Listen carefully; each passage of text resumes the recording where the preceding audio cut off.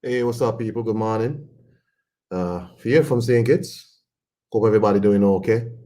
I'm not using a headphone, so I hope the sound coming through all right. Hope y'all having a great day. It's pretty sunny here, I must say. The weather is pretty nice. I was planning on maybe going to the beach today, but maybe not because I don't want to vacuum out any sand out my vehicle. For anybody that live around a beach, you understand that going to the beach and coming back ain't all it's cracked up to be. Because you gotta clean all that shit out.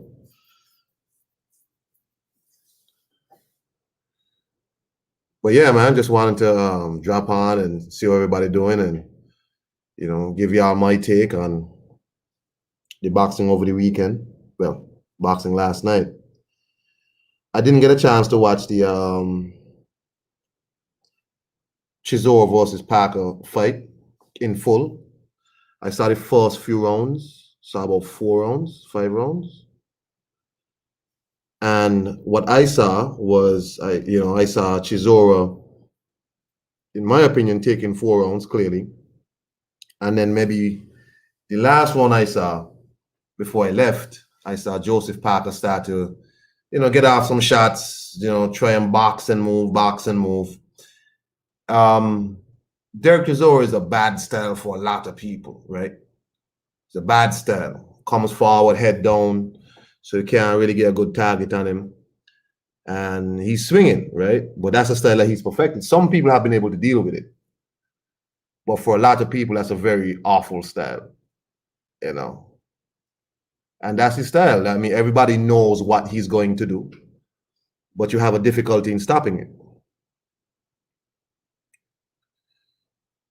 The problem is Joseph Parker doesn't seem to have the sort of stopping power that Derek Chisora respects. Doesn't really have the kind of stopping power. And as such, Derek Chisora was able to get in on him early. Well, obviously knock him down in the first. And Joseph Parker kind of had to deal with that.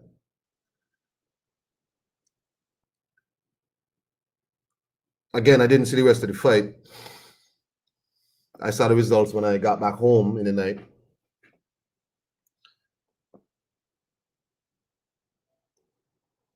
But people are calling it a robbery. Some people saying it's not a robbery. I see people saying it was a draw. I don't know. I guess I have to watch the fight, but you see Dillian White saying it was a robbery and all that. I don't know. We'll see. But it turned out to be a hell of a fight. And it seemed like overall the card panned out, right? Because the the Jonas versus Taylor fight was excellent for me. And it speaks to women needing 3-minute rounds just like men. They need to have the same amount of time, the same amount of rounds in total. I'm not quite sure why there's a rule for women to have this limited amount of time in a fight.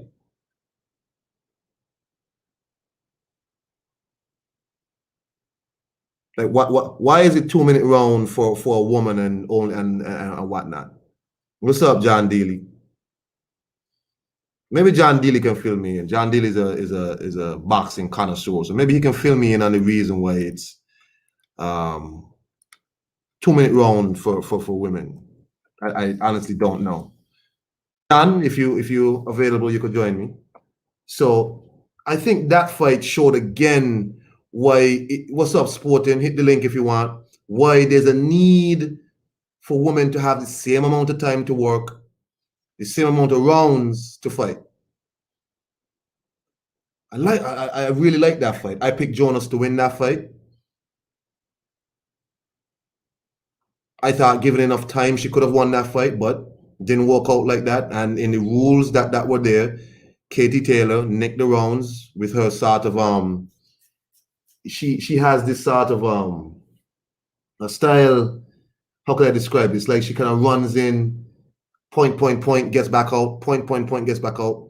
You can see the speed difference. She's definitely faster than Jonas. Definitely faster.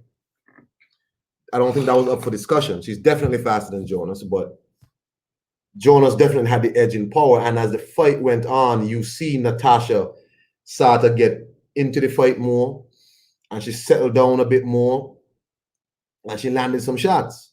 Early on, Katie was getting in and getting her points off, and she was taking the rounds based off that. She wasn't really hurting Natasha, but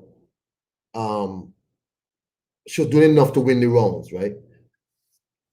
But then after a while, because that style of fighting to me takes a lot of energy, where it's based off speed and volume rather than picking your shots and whatnot.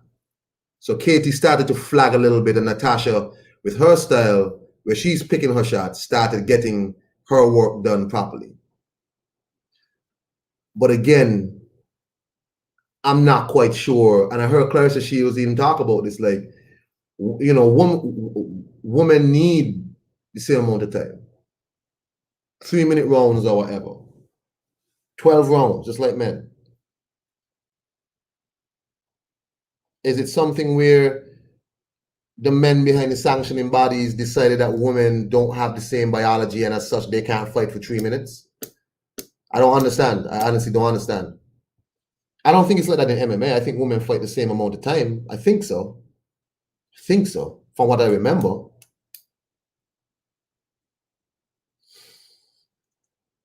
But for some reason in boxing, it's different.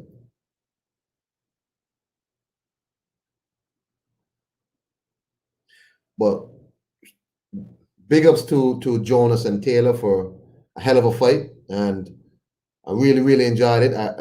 Some people saying it's the best women's fight ever. I'll have to watch the Jonas versus Harper fight. It's interesting that the two fights that people talk about the most involve Natasha Jonas, right? It just shows her quality. And you had people coming into the chat rooms and other people's lives talking about how Natasha is a has-been, she's washed up. But for some reason, this has-been, this washed-up fighter, this old fighter, seems to be pushing these girls to the limit. In my opinion, beat Terry Harper. And it was a very close fight with Katie Taylor, but yet she's all in a has-been. It looks like Natasha Jonas is catching a second win in her career, and this is good for her.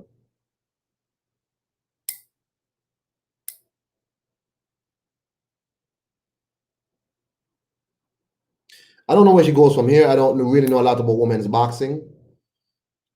I heard Eddie Hearn talk about her fighting Mary McGee,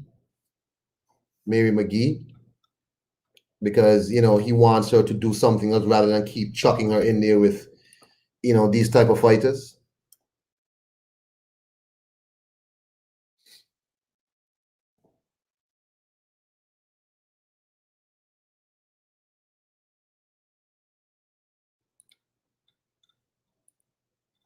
Sorry, give me a second, please. Just got a message here. My bad.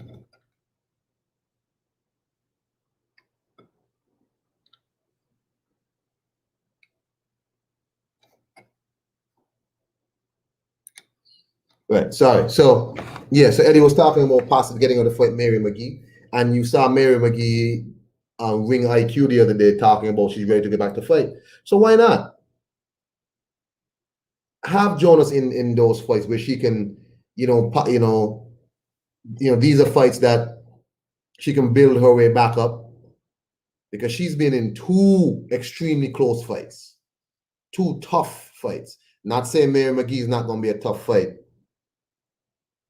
but I guess the stakes aren't as high.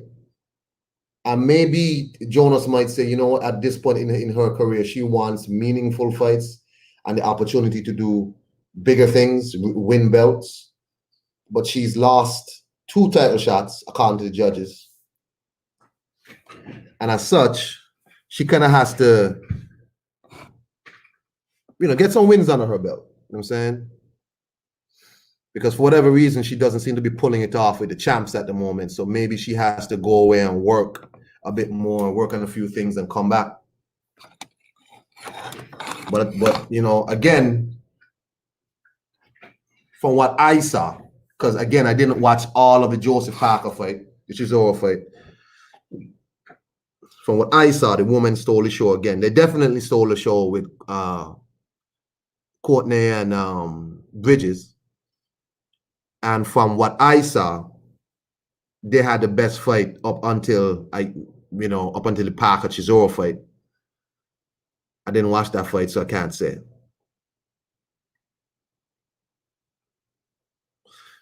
Before that, we had. Should I even talk about Campbell Hatton? No, I'll skip Campbell Hatton. I think Eddie Hearn is out of line putting Campbell Hatton on that pay-per-view. What's up, Lisa Bales? I think Eddie Hearn out of line to put Campbell Hatton that high up. He should have been a Facebook fight.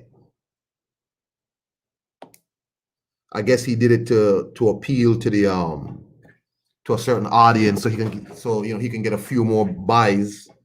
If you want to see Campbell Hatton, buy the pay-per-view. Oh, definitely sporting advantage.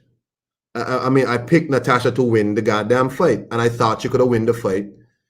But given the rules that were there, she lost. It was a close fight. She lost. I picked her to win the fight.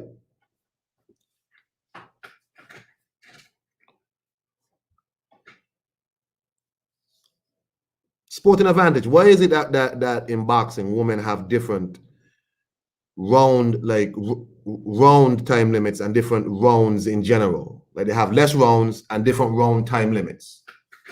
I need some information on that. Why is that?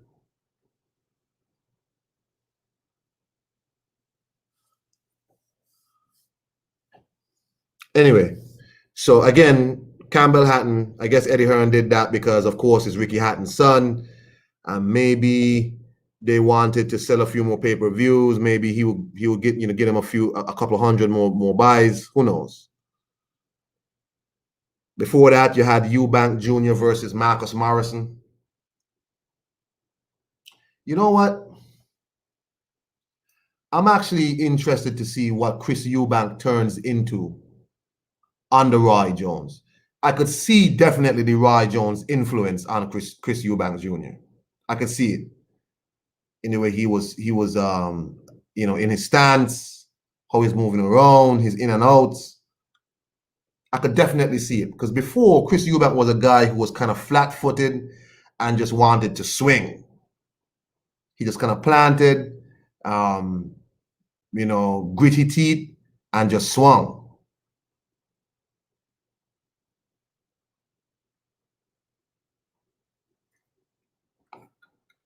Lisa says women are more susceptible to concussions. Oh, okay.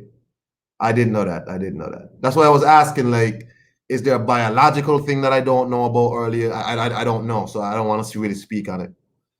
But if that's the case, where women are more prone to those type of things, then okay, I get it.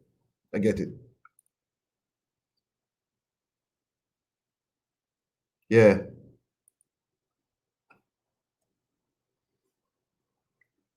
Chris Eubank,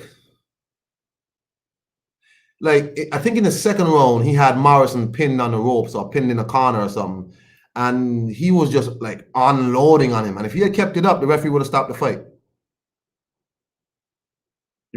fight. But then he stepped back because, as he said, he wanted more rounds. He which was interesting because usually guys want to go for the quick stoppage and get out of there.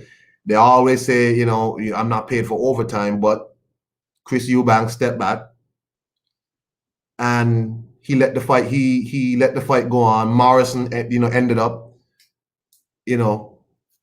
getting some good shots in on Chris Eubank. It wasn't a great fight. It was a decent scrap. Like, it looked like two people fighting outside on the goddamn sidewalk. But Chris Eubank showed some things that I'm interested to see what he would turn into now. I'm more interested now to see.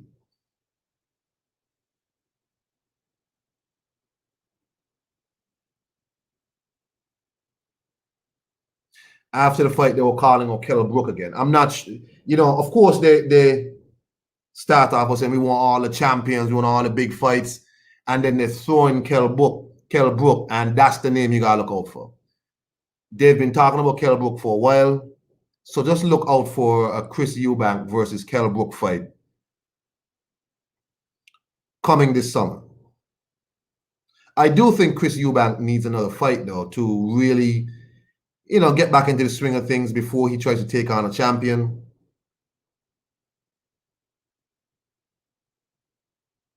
But look for the Kell Brook fight. I think I think Kell Brook would fight Chris Eubank for the right amount of money. Eye sockets be damned.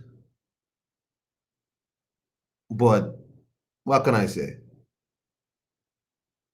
Chris Eubank, of course, wants Gennady Golovkin, but nobody knows what Golovkin is doing. Golovkin don't have to do nothing he don't want to do. Nothing he don't want to do. The man has the best contract in the world.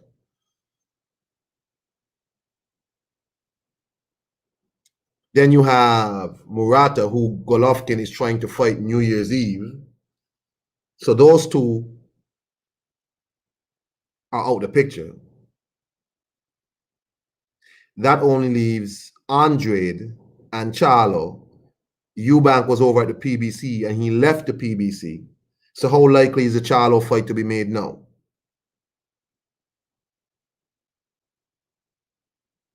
That leaves Andrade.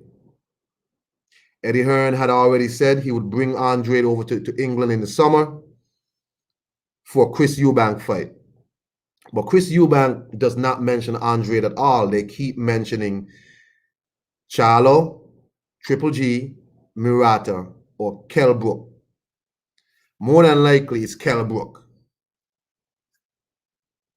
Remember when Eddie Hearn said after Deontay Wilder's call out of all these fighters, when Deontay Wilder threw in Robert Helenius in between there, Eddie Hearn admitted that, yeah, look for the weird name. Look for the name that doesn't belong. And that's the name that you're going to get because he's done it too.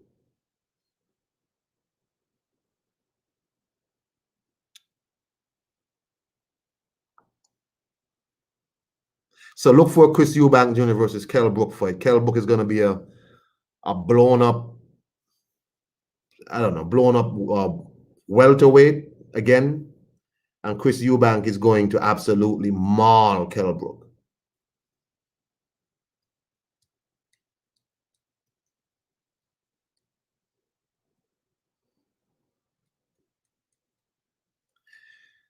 We had the Bivol versus Craig Richards fight.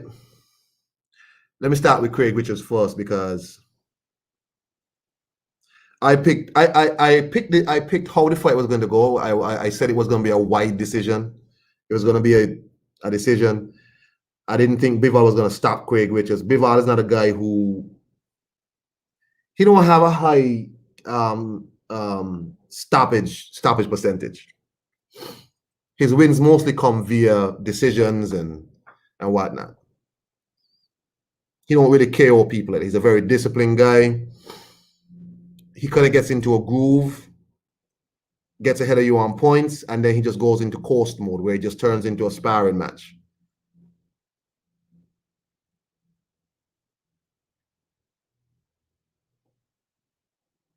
And that's what Craig Richards did a good job. He did a good job because people didn't expect a lot from Craig because he's British level or whatever. But when he got in the ring, I was like, I didn't realize Craig was such a big person because I really haven't seen a lot of Craig Richards. I didn't realize Craig was such a big person.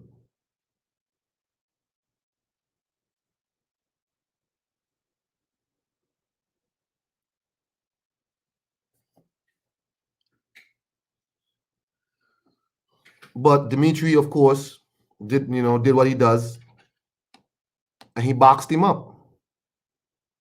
Craig had his spots, but he didn't get blown out. He didn't get blown away. He didn't get embarrassed. He didn't dishonor himself.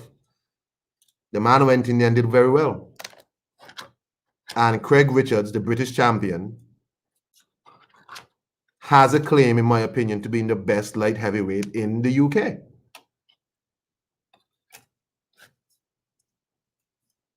Maybe Callum Johnson might have something to say about that. Maybe. Callum did, in fact, drop Beterbiev when he fought him.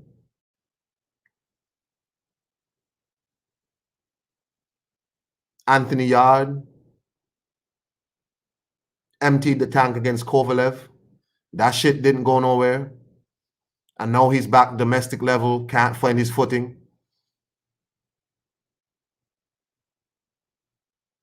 But Craig Richards, did a good job. I'm really impressed by Craig Richards. Dimitri Bivol did what he did. Dimitri Bivol been out the ring almost 2 years. Almost 2 years he's been out that ring. So, hey, whatever flaws he might have, that's a lot of ring rust. I saw Eddie Hearn in the interview after saying, he makes Beterbiev the favorite against Bivol. Not me.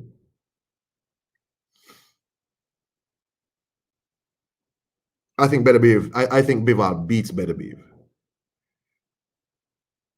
But Eddie Hearn has to do a good job in keeping Bivol active this year. He has to keep the man active, keep him fighting. The problem with Bivol is that Bivol has beaten a lot of different people already. He's already beaten John Pascal, beaten Sullivan Barrera, beaten Joe Smith. He's beat these people already.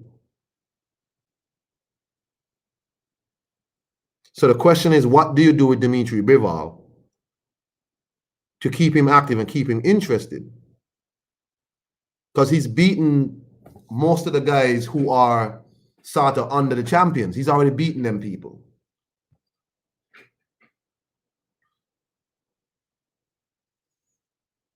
There's no way Bob Arum allows Eddie Hearn to get the Joe Smith rematch rather than giving Joe Smith over to Beterbiev. There's no way.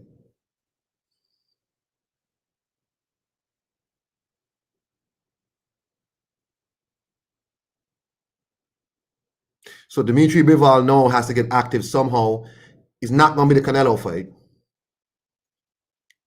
But Bivol has said he wants to unify the division. So what do you do? Next fight has to be something interesting. And it has to be, in my opinion, midsummer. Who's there for him to fight? Battle Jack, Marcus Brown, both of those people are with PBC. John Pascal over at PBC, but he's already beaten John Pascal. Who else? In England, a lot of those guys are with Queensberry now. A lot of the light heavyweights are with Queensberry. Eddie Hearn also says he's interested in seeing Buatsi fight Bivol soon. He wasn't impressed with Bivol's performance and all this, and he wants to put Buatsi in there with Dimitri Bivol in the next, 2 or 3 fights or whatever.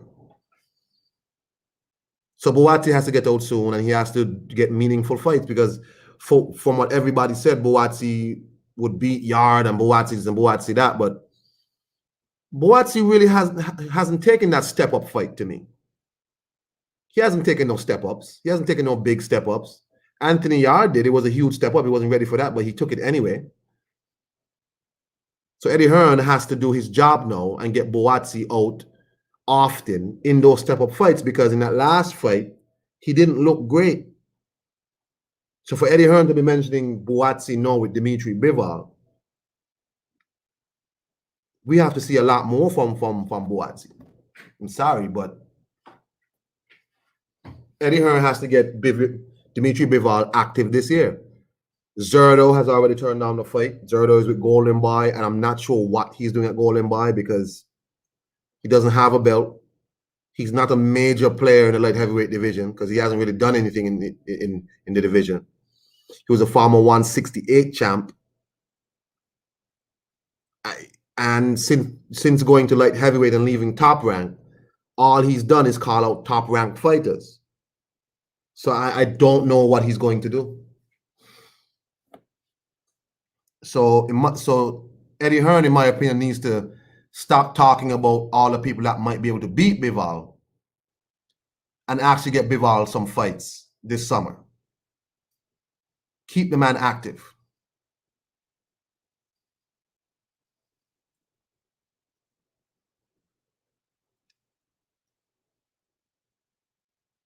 What other fights were on? Oh, I saw the James Tennyson wrecking. From the first punch, I saw Strafford land on him. I said, the fight's over. The very first punch. And all these guys fight the same way, flat-footed, and they throw punches. I think the lighter weight guy that Eddie Hearn has, Julio Cesar Martinez, I think he beat up Charlie Edwards the same way. Lara beat up Josh Warrington. There was a guy on a card the other day. I think he was on a Conor Ben card. Or was it on a Josh Kelly versus Avanesian card? Beat the dog shit out of another matchroom guy. These guys fight the same way. Yes, Rafi. They fight the same way. And from the first punch I saw Straffon land on James Tennyson, I knew, okay, the fight's over. The fight is over. Go back and check my tweets. Very early on, I said, this is it. James Tennyson wanted to come back in, as buzzed as he was, to fight the guy's fight.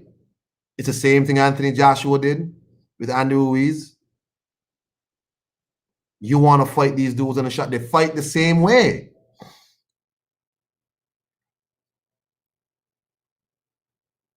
So James Tennyson got cocky because people like Johnny Nelson was trying to tell him how he could beat Tank and how he could do this and how he could do that.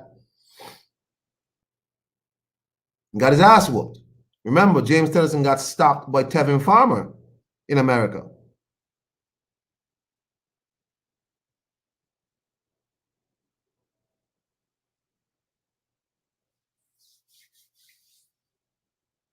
So Straffon irons him out. And, you know, hearing his story about how he had to deal with alcoholism when he was 8 years old was crazy. That shows when people are fighting for different things. This man was fighting for, some of these guys are fighting for the daily bread. James Tennyson ain't fighting for no daily bread. When people fight for different things, sometimes for their very survival, it's different. It's different for them. What's up, Rafi? Yes. How you doing? How good, my brother? How good? All right, okay. Lisa Bailey's in the building. Everybody in the building. What's going on? What we talking about, Kang? What we talking about? We just going to the matchroom card. I went from main event down to Tennyson just now. So let's start with you. Let's go from Tennyson back up. I never watched Tennyson. I heard he got took out in one round. It was terrible. Took out. It was terrible. I watched the fight from the first punch. I said, this fight's over because you can't take the 2 shots. It looked like Warrington versus Lara again. It's okay. It's over. Why does Eddie Hearn keep on bringing over these hungry Mexicans? Hey, you don't have a choice, but I'm glad he's doing it because it sort of puts some of these guys in there, you know, on notice that, bro, there's people out here who are not playing with you. But the truth is, if you're serious about boxing and you want to be a champion, you should be beating people like this. Yeah. But it also shows that some of these guys don't have a boxing head and they don't really, the guys fight the same way and you can't fight their fights. What's up, John Dealey? I'm good. How are you guys? Very good. Right, Rafi. James Tennyson, did you watch?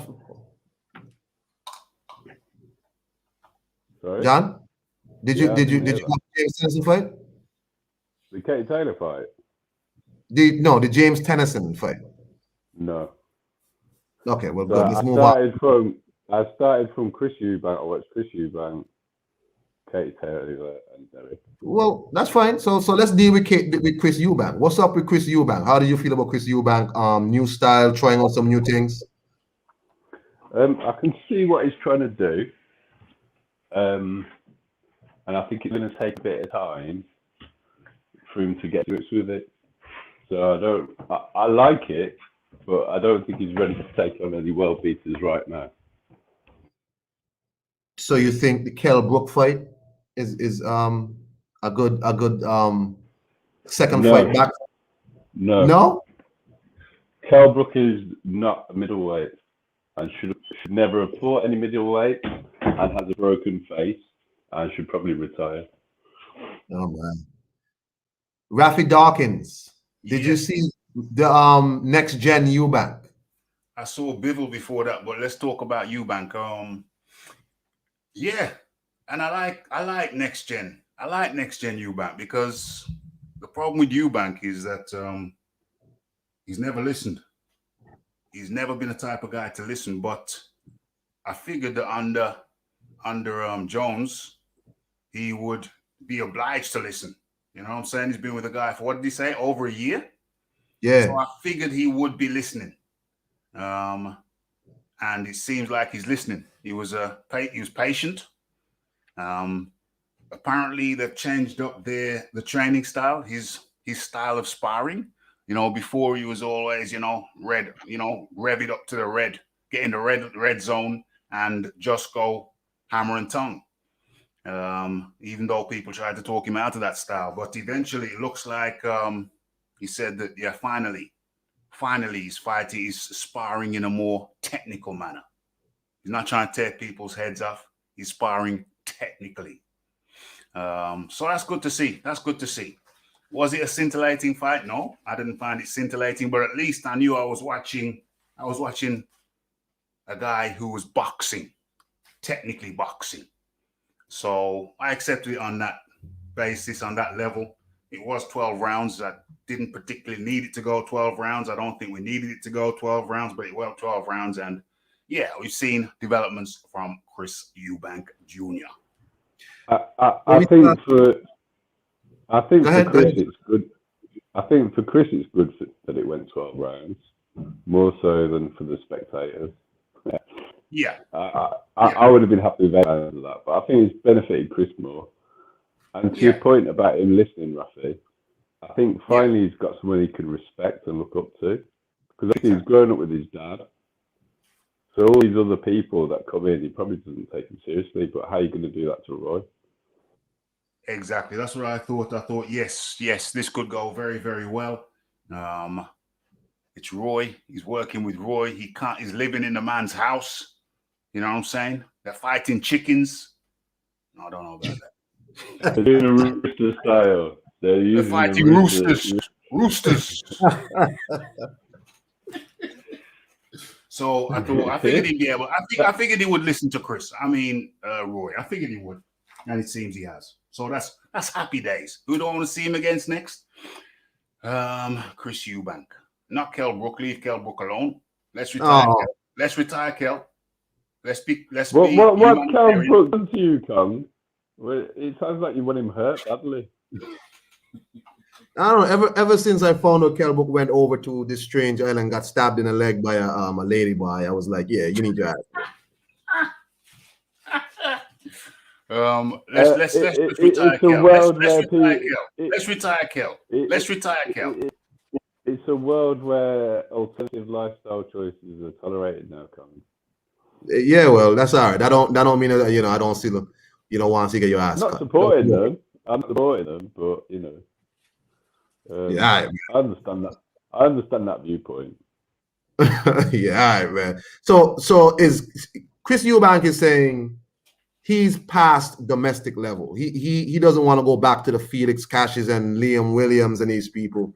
He wants a big fight now, but he keeps calling out Kell Brook. Forget that. That's if Kell Brook's gonna fight, no. If Kell Brook shouldn't even fight Khan right now. Let's forget about that nonsense. That's just easy payday talk, and which I understand, but we don't have to go along with it. What happened to the Charlo talk? He was talking about Charlo. What happened to that? What about Charlo? What about Derevenchenko? What about Triple G? Give Triple G a nice run out. Well, that's the one name he keeps calling out, right? Triple G, right? But we know Triple G is locking himself up with Murata for December 31st. And that he essentially took himself out of the running for a full year. Right? Eddie Hearn had already said he wants to bring Andrade over in the summer to fight Eubank. I highly doubt Chris Eubank will fight Andrade right now. As much as people say Andrade is trash. I think Andrade beats Chris at the point. Yeah. I don't actually like him to drop down to national level. I'd like to see him fight Liam Williams. I think that'd be a great fight. I think I so. don't care what he says. I think that's where he's at. He's learning something new, so he's got to take a few steps back before he can really progress. So I'd like to see him do that. Liam Williams is the equivalent of them hungry Mexicans. Mm. Rapper. Yeah, but the difference being, one thing we do know about Chris, and that hasn't gone away, is he's fantastic chin. Say that again. I'm having some technical issues over here with the sound. My sound is dodgy. Don't know what's going on. No, speak up, John, because it's John. John, just speak up a little bit. Is it me? Is it me? Yes, you. 1 second. Let me try something. 1 minute. So yeah, Rafi, he says he's past domestic level, right? Felix Cash and these people, he said he's beyond that. Yeah. And it should be. He should be. I mean, this is about marketing. He's trying to market himself as up there, past domestic level. And coming back down to you're hungry. He's 31 now. You have to pick your spots. You have to be looking up above you, people above you in the rankings. I mean, coming down at 31 to fight these hungry guys, that can be problematic. That can be problematic. Look at Ruiz. Look at Ruiz over the weekend. Well, last night. Was it last night? Who would have said he would have got dropped by Ariola in the second round? Yeah. So, be careful. How's that for volume now? Is that good? Better? Say that again. Okay. Yeah. Okay. Are you joking me, Rafi? No. No. I wasn't sure because I was asking what the volume was like. That's all. Yeah, but I didn't. Yeah, carry on, bro. Carry on. Yeah, it's fine anyway. It's fine. Yeah. I actually totally disagree with you on that. I think because he's trying to learn something, he should drop down a level, but he should be active. So I'd like him to come out again in a couple of months because he didn't take any damage in that fight, really. Yeah. And I'd like him to drop down to the domestic level, but then maybe fight in 12 months time, 3 months time, and fight 2 more times this year, So 1 in 3 months or 1 in 3 months after that, so that he can learn what Roy's trying to teach him in the ring. It's great trying to practice it. It's great trying to practice it in sparring, but it's not the same as under the lights. Well, if he does that, he has to be very careful about who he takes on. But that's my point with Chris. He's got a fantastic chin. Yeah, that's something we do know about him. So with other fighters, I might not take that viewpoint, but because the one thing he's got in spades is chin, and he doesn't mind a tear up. Yeah. I don't think Liam Williams would take him out. I just think it would be very good. It'd be very what? Entertaining. I think it would be an all action affair. But I don't think he's got the power to take him out, because for me, Liam Williams is really a 154 pounder. He's not really a middleweight. Yeah. So how do you feel the high volume? How do you feel the high volume of a Williams will work with what we saw with the low volume we saw last night? How do you feel about that? But that's the perfect foil to actually really get to grips with it. And if it isn't working, Chris has still got that engine to turn it up a notch anyway. Yeah. That could work. That's another option. That is another option. If it was a different outfit, if it wasn't Chris, I probably wouldn't look at it like that. But because I think he can take Williams' power, and if it's going wrong, he can put his foot on the gas, and he'd probably get the nod from the judges anyway if it was close. Yep. So when you put all that together, I'd rather see him do that than try and fight Andrade now, because he'd lose. I don't think he could beat Andrade at this point. Well, you see, that's the thing. Do you go tentatively?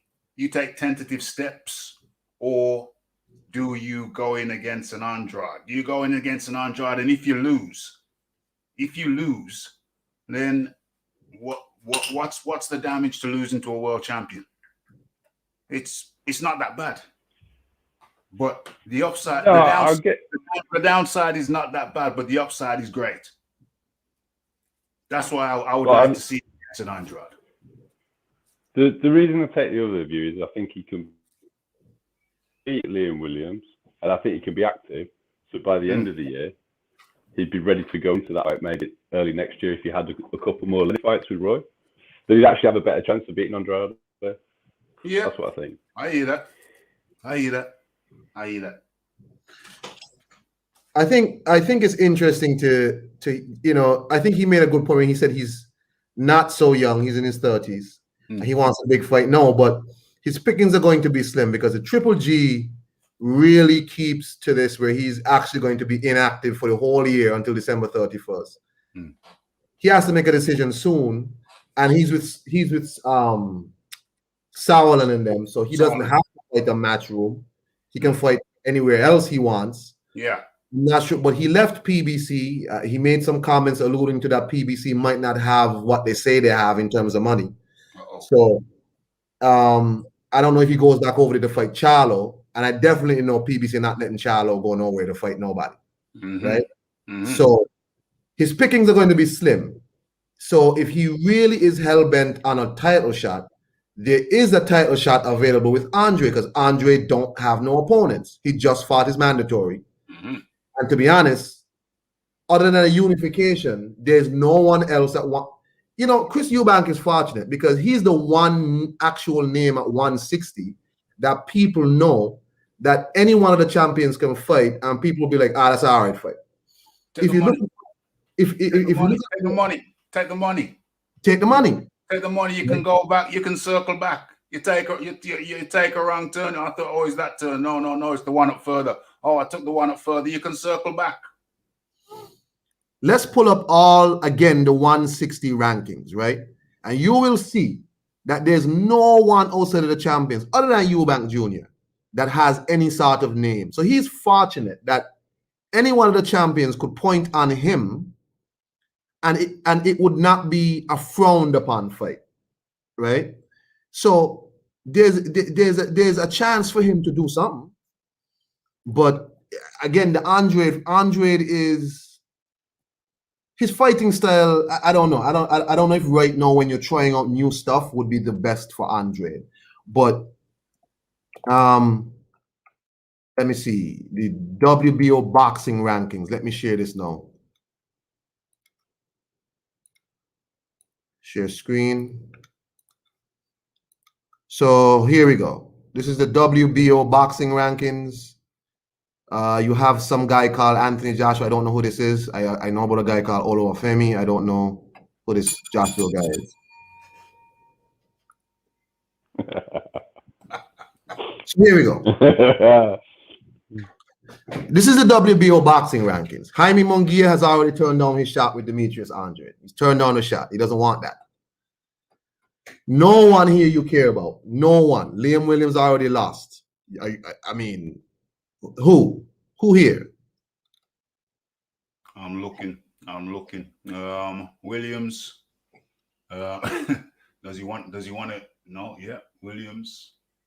Where am I? What did I do? You've changed weight classes. Here it is. Back. You're back. You're there. Williams is the standout, isn't he? Well, he already beat, and Williams is down at 7 now after the loss. 5 spots down. Oh. Bentley at 9. Those rankings are out of date because Bentley just had his ass handed to him. So right, well, he's at 9. So maybe they haven't done it yet, but where's Felix? Yeah, Felix Cash. Felix Cash should be right up there. Right. So who here? They're talking about him fighting Lee Williams anyway. So right. So let's go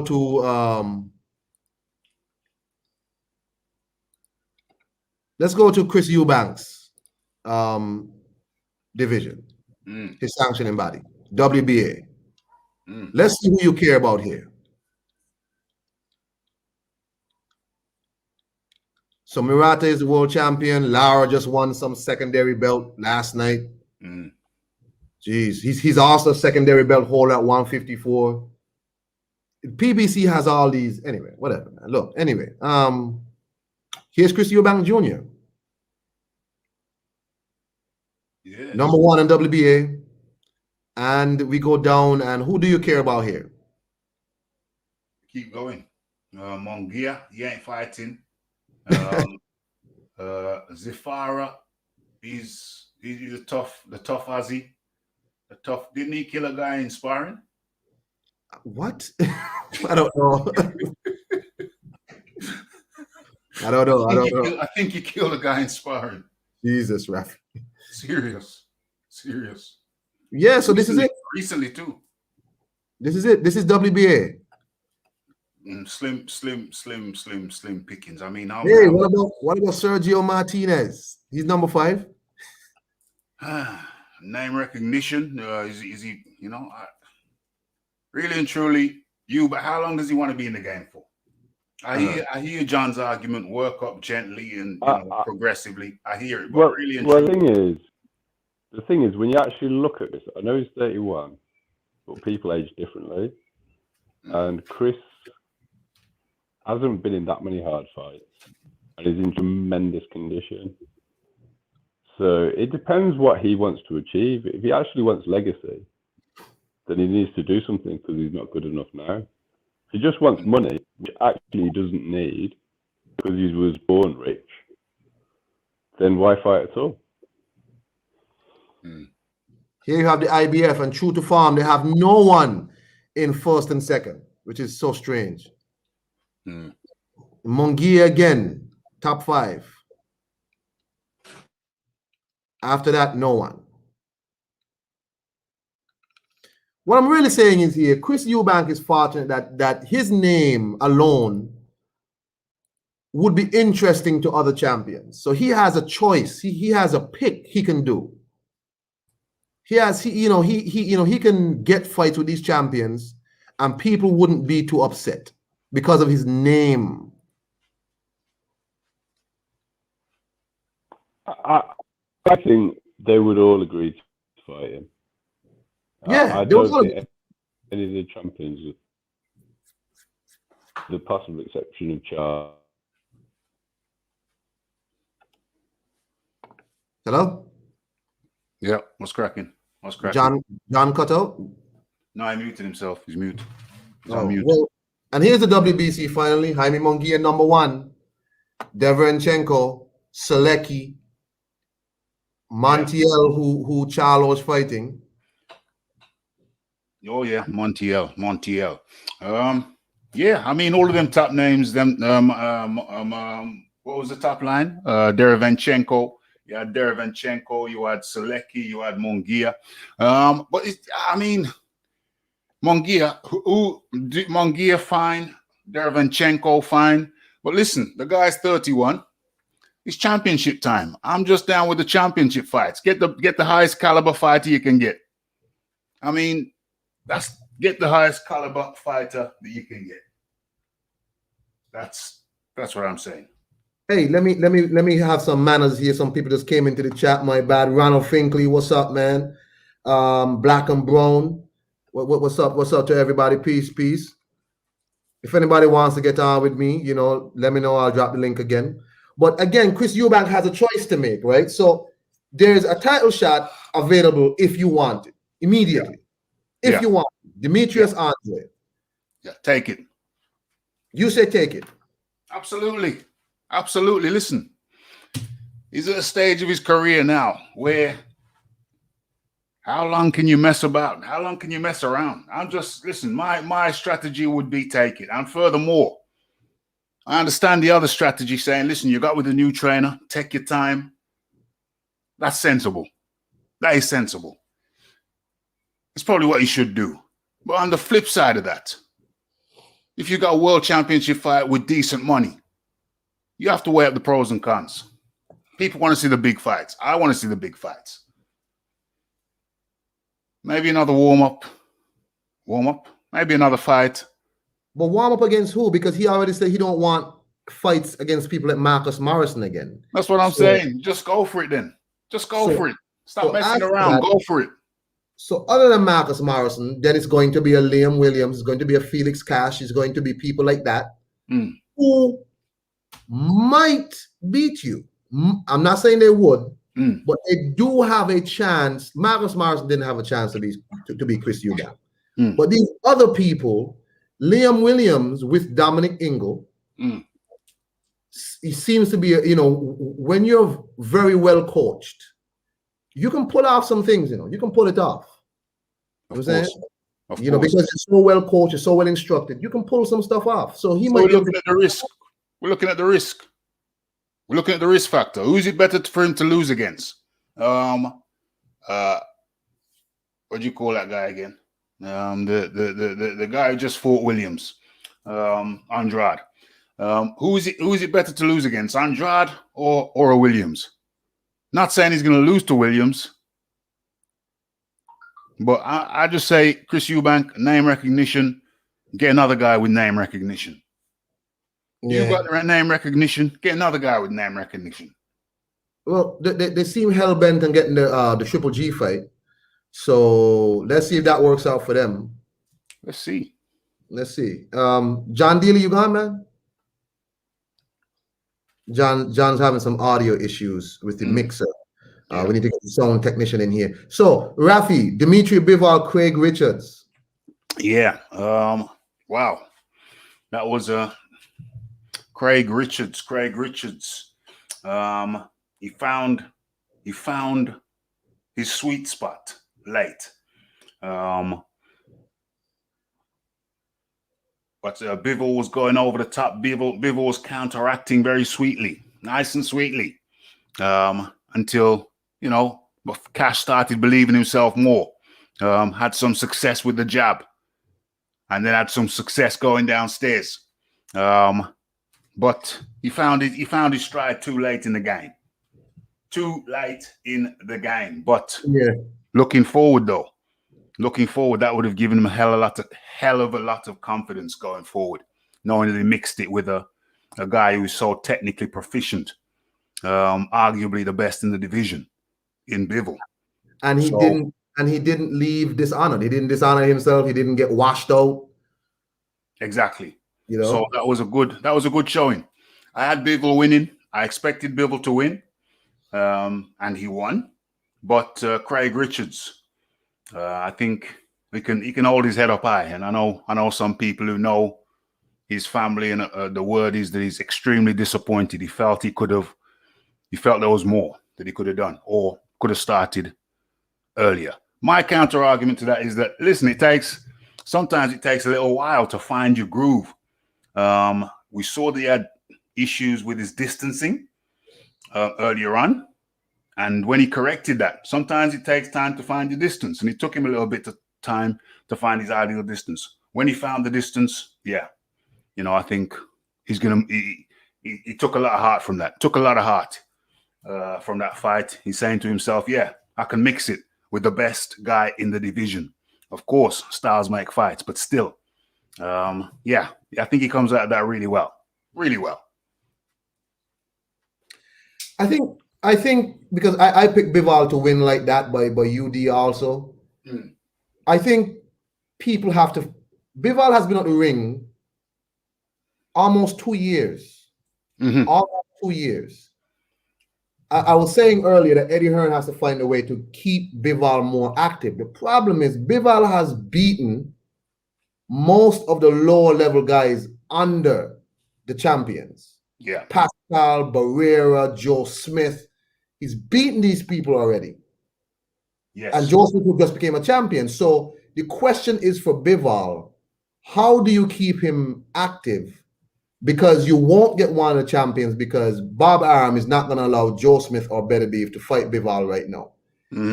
What Bob Arum is going to try to do is get Beterbiev and Joe Smith to unify and then fight Bivol on his terms over at Top Rank. Right?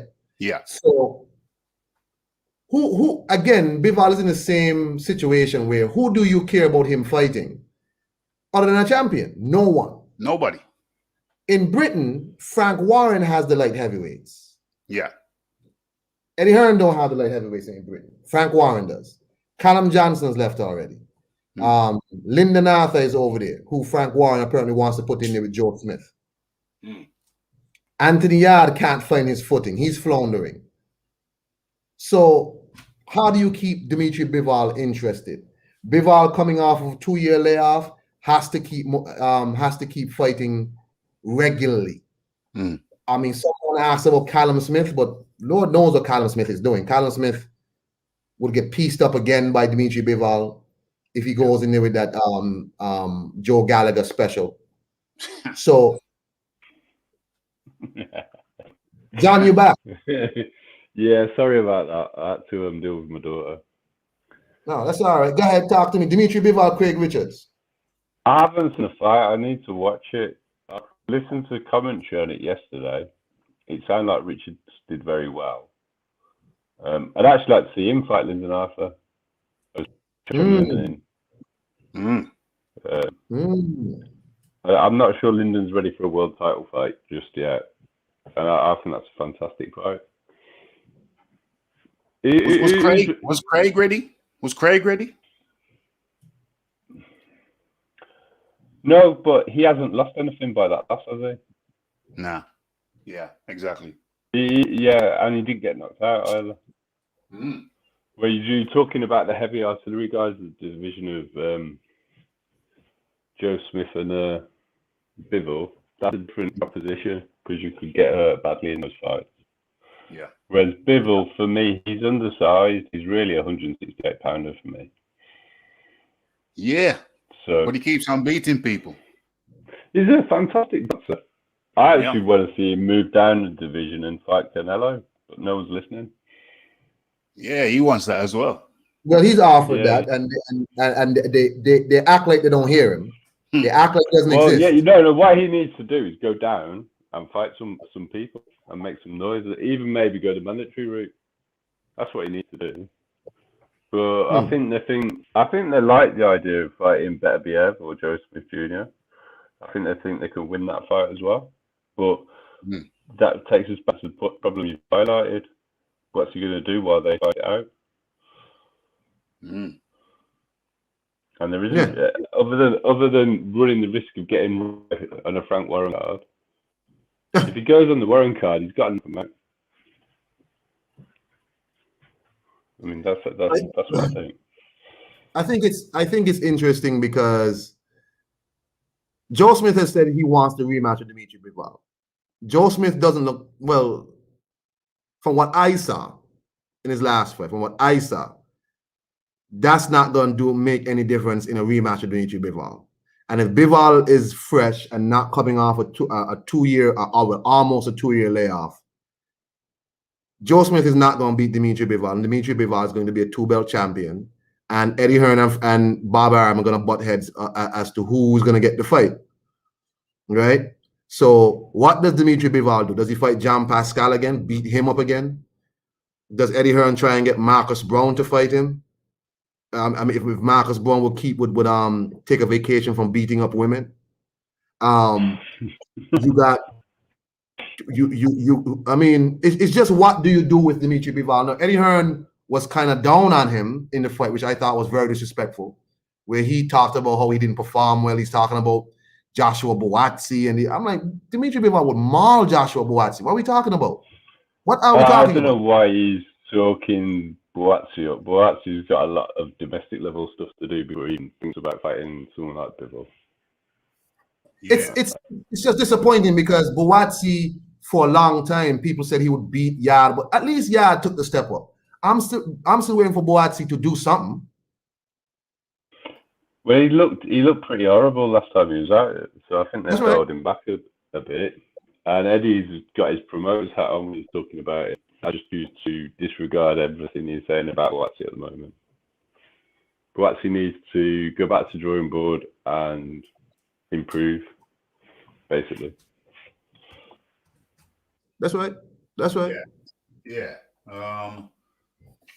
I mean, where would you rank him in the UK in the light heavyweight division? I wouldn't have him maybe 3rd at best. There's a bunch of guys. I mean, exactly. You got Lyndon Arthur. You got hold on, Buatsi. I'd put Buatsi again above Yard though. Yeah, but you've got Lyndon Arthur, you've got Richardson, you've got Callum Johnson. So at best, I'd be putting him in the third spot out of those four. At best, probably putting him in fourth at the moment. Yard needs to come again. Yard needs to come again. He's dropped out. But I have a question for the two of you. Anthony Yard undoubtedly has fought the better competition. He's lost, but he's undoubtedly fought the better competition. Is it fair? No, hold on a minute though. He's had one good fight in which he lost, and then he went on to lose to Lyndon Arthur. But who has Boatsi fought better than him? Okay, we're going to say it's more because he's coming off 2 straight losses, pretty much. Right, but so then you have to go back and you have to go down the rankings from that. Okay, fine. Theoretically. Okay, because I'm saying like Boatsi only is above him because he really hasn't fought the fights to see if he could beat those people. He really hasn't, right? I didn't know who Lyndon Arthur was before the Anthony Yard fight. I had no idea who he was, right? But in that fight, I was like, wow, this guy can fight. Yeah. No, you have an issue where you have Craig Richards, Callum Johnson, the Shaq and Peters guy, Lyndon Arthur. You got all these people. Where does Boatsi rank? And I don't think any of those guys could beat Dimitri Bivol personally, but he needs to find something to do in the meantime. And I don't think Frank Warren is keen on helping out Eddie Hearn in any way. But on the flip side of that, Frank Warren allegedly, could use a few bucks. So in this situation, it might be a good time. It might be a good time to make fights. You see what I'm saying? Because I don't know if Frank Warren's in a position to be turning down, that creditor money. I think Rafi's got a good point there. Well, it doesn't seem. Is Frank doing Eddie a favor, or is he doing himself a favor by taking Eddie's money? Exactly. Well, he's turned down fights before. Remember, Eddie Hearn was wanted to make Boatsi versus Yard, and he kept telling Eddie Hearn, well, "Why don't you let Boatsi fight this other person?" So Frank Warren's not above saying no. But at that point, they knew where Yard was in the ranking system, and he was on course to fight Kovalev. So there was nothing. It was a lose situation for Frank at that point because they got paid well for fighting Kovalev in Russia. They got paid very well for it. Hold on a second. We're forgetting about Kovalev. He's on a drug ban, yeah? Yeah, Kovalev's finished, Raf. He's out the mix. Yeah, I don't think he can come back from that drug ban. Yeah, how old is he? He's popped dirty. How old is he? He's got money as well. Like, what's he really going to fight for now? Yeah. And he's got money. He's had the Canelo fight. He's got that money. That's long money in Russia. And he got paid well for his Russia fights. That's not even silk pajamas money. That's silk bedroom money. That's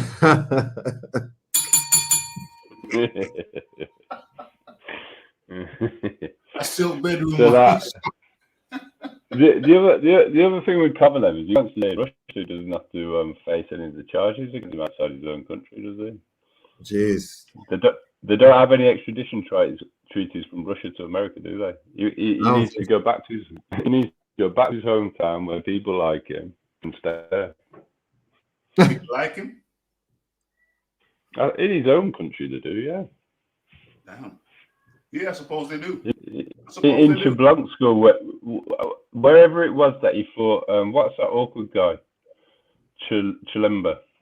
Oh, yeah. That's his hometown. And they paid him to go there because he's a massive celebrity there. But Russian culture is a bit different to what we're used to. It's a different culture. You can snap a few vertebrae in a woman's neck and kick a dog and. Also, they have a very different attitude towards alcohol. They've only classified attitude towards alcohol, women, vertebrae, racial integration. Hold on, hold on, Well, hold on, hold on. Let me just say my disclaimer here. The views and opinions expressed here by these two gentlemen are not the opinions of the Iron Kong boxing experience. Yeah. We want to let all our Russian people know that we welcome you here. We want, sorry, Kevin. I forgot you had a massive Russian audience. I forgot. Sorry. we want to hit the like. All my people out there in Siberia, and all those places, we want to hit the like. Please carry on, Jen. So we've talked about Dimitri Bivol. We've talked about Craig Richards. So we're gonna keep on teasing the people. Come on.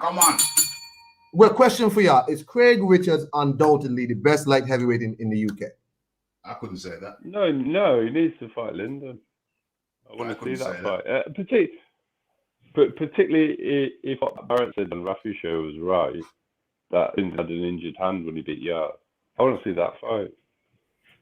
And for anybody who hasn't seen that interview, my interview with Pat Barrett, go and check it out. It was extremely revealing. I think you was there, Con. And There was.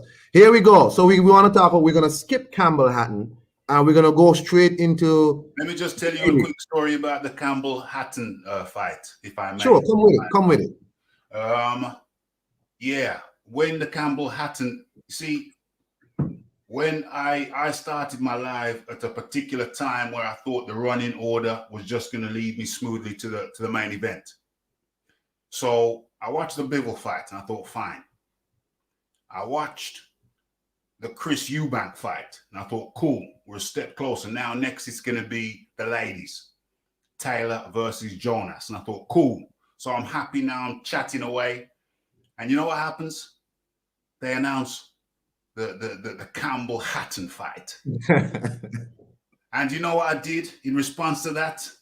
What did you do, Rafi? I just talked to my panelist about something else until the Campbell Hatton fight had finished. Oh, very sensible. As I pointed out, I started watching the program when Eubank came out. I said I watched the Eubank fight, the Katie Taylor fight, and the Derek fight because I don't want to see Campbell Hatton learning how to fight on pay-per-view. After the audacity of it, though, that was after Bivol versus what's his name, Bentley, and that was after Eubank versus the guy he fought, Marcus Morrison. I was told all of a sudden Campbell Hatton pops up. I was told the reason why Bivol was on so early is because it's apparently prime time in Russia at that time. Okay. I was like, that could be true. They're 2 hours ahead of us at least. Yeah, so I was told that's why they put it on so early because it hits time, like time slots there. Yeah. Okay. So that makes sense. But to be honest, maybe they could have introduced the Russian market to Campbell Hatton though first. No. Campbell Hatton needs to be fighting in the York Hall at best. At best. I don't want him to be on pay-per-view. It's ridiculous. When you think about the things that Dylan did, he was fighting in leisure centres in front of hundreds of people to work his way up and earn his stripes. Yeah. I don't need to see Campbell gifted everything when he's this bad. Jeez. I mean, I had the same stance on Conor Benn, but to Conor's credit, he's worked at his craft and he's improved. He's got good. Now, if Campbell goes away and does that, that's fine. All power to him. But at the moment, he is a developing fighter and he should not be on a pay-per-view card based on his dad's name. On the undercard, at best. At best. Onward. We don't see it. Ladies. We had Natasha Jonas, the lovely Natasha Jonas, fighting this chick named Katie from Ireland. Katie Taylor. 4-punch Katie. Bah. So, y'all opinions on that fight, please? I knew what was going to happen. I said it would happen. I said that 4-punch Katie, four combo Katie would be doing that 4-punch. It don't matter where it lands. 1, 2, 3, 4, and out. And I said her output would be too much for Jonas. And that's what it was. The output is just too much. It's not. And I don't enjoy. I realize I don't enjoy that 1, 2, 3, 4, 1, 2, 3, wherever it lands, but she's going to get a point. It's very smart. It's very intelligent. But who the hell can throw 4 punches and 1, 2, 3, 4 and repeatedly again and again and again and again? It's bizarre to me. It's bizarre. And this is where I sway from. I'm a guy who's comfortable with the 2-minute round for the ladies. I said put it up by a notch, put it up to 220 or 230. But that fight showed me they really need those longer rounds, because you get 2 minutes, you have that energy all the way through the round, and it's almost artificial because you're not going into the length of a round that will sap your energy. So I'm swaying now. Put the time up for the ladies, and then you'll find out the real skill will come through. Because at the very end, the only thing that surprised me is at the very end, Jonas came back. Katie got tired and Jonas came back. Now, if we were looking at 3 minutes, and then skill, more refined skill started to come into it the last couple of rounds. So if you were dealing with 3-minute rounds and we're dealing with tired combatants, which is normally the case with a 3-minute round, then skill can come through. And then you're looking perhaps at a different equation.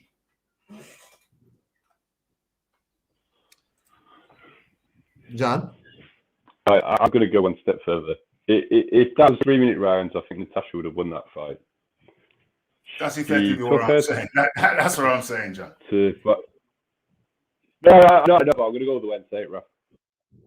Because if you go back and watch the fight, Natasha was waiting to get her timing down because Katie got the edge on speed.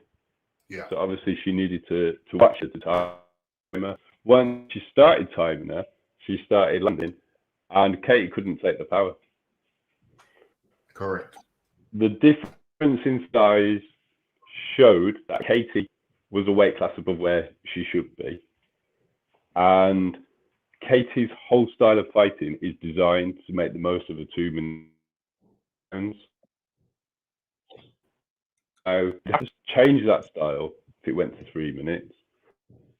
Whether she would be victorious against most fighters, I don't know. In dominant fashion, as far as I'm concerned, because she's too big, she's too strong, she's too good. And Katie's main thing that she has ahead of her is speed. Which and Katie's good. I mean, Katie may well adapt to 3 rounds, 3-minute rounds, sorry. But I'd be more entertained by what would happen if that was the case. So it's not really a knock on Katie. I want the rule change. The thing I want to have is I want to leave Tesco Joe and join Peter Fury, because when you've already got power.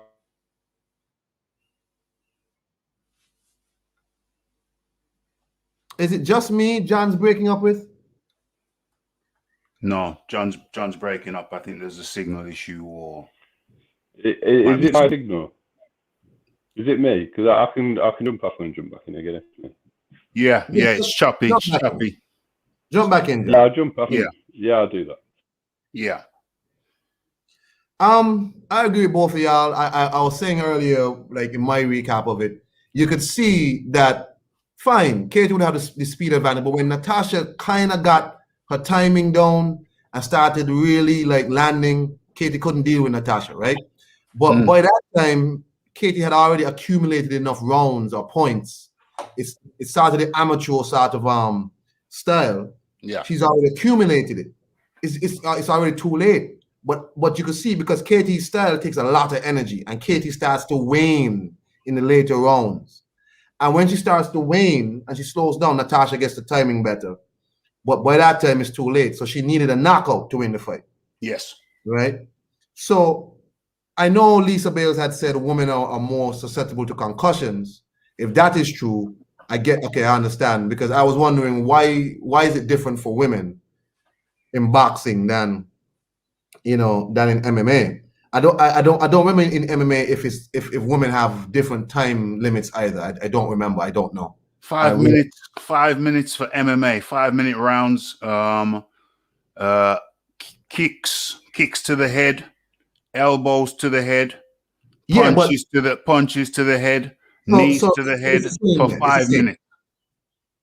Same as men then. Same rounds, same time rounds, all of that. Not only are the rounds the same time as men, 5 minutes, but not only are the round duration the same as men, 5 minutes, but the amount of rounds in championship fights are the same as the men also. So that's 5-minute rounds for women. And this is with small gloves and different ways to concuss you in MMA. So boxing has to figure this out. Smaller gloves, more points of contact, the fist, the forearm, the elbow, the knee, the shin. So boxing has no excuse. I'm still a little bit concerned. So I say compromise and go 2 minutes 30. Got you. John, you back? Does it sound better now? Come with it. Sound good. Okay.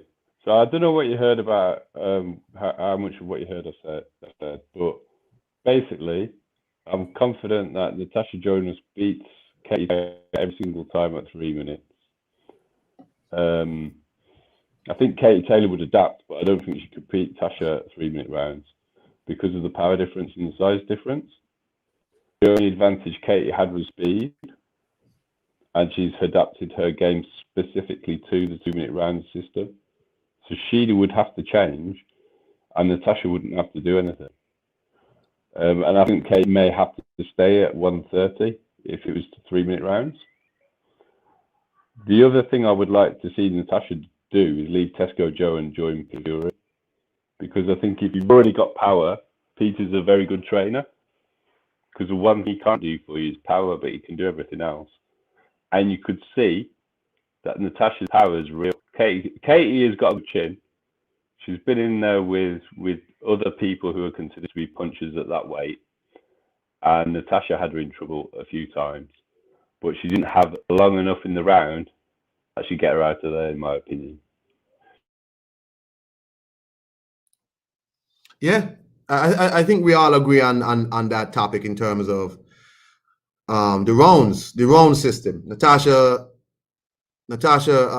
when Katie's style depends on energy, a lot of energy, but in the later rounds, of course, you're going to slow down. You can't keep doing that for 10 rounds or whatever. So Natasha got her timing down and started dealing with it, but she just didn't have the time to catch up, and she needed a knockout, but Katie has a good chin, right? So I don't know where Natasha goes from. Like, Natasha has the ability to fight anybody. You know, in my opinion, Eddie passed a brown envelope to rob her the Harper fight. That's my opinion. But she lost this fight based on the rules. She lost this fight. And I picked Natasha to win this fight because I wanted to see Natasha in another one of those red get-ups that she had on, you know, with all those belts.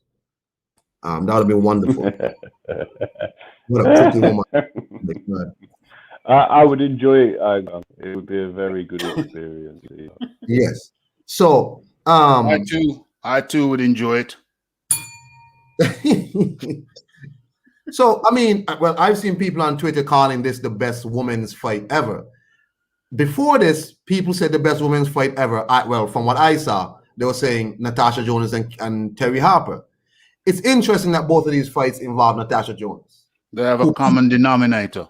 People have said it's too old and she's a has-been, and it's just so disrespectful. And John said it correctly. People age differently, eh? So maybe Natasha is not aging like a like other 36-year-old people. She needs to come to the testing center. No, Rafi, you can. She needs to come to Dawkins Towers testing center.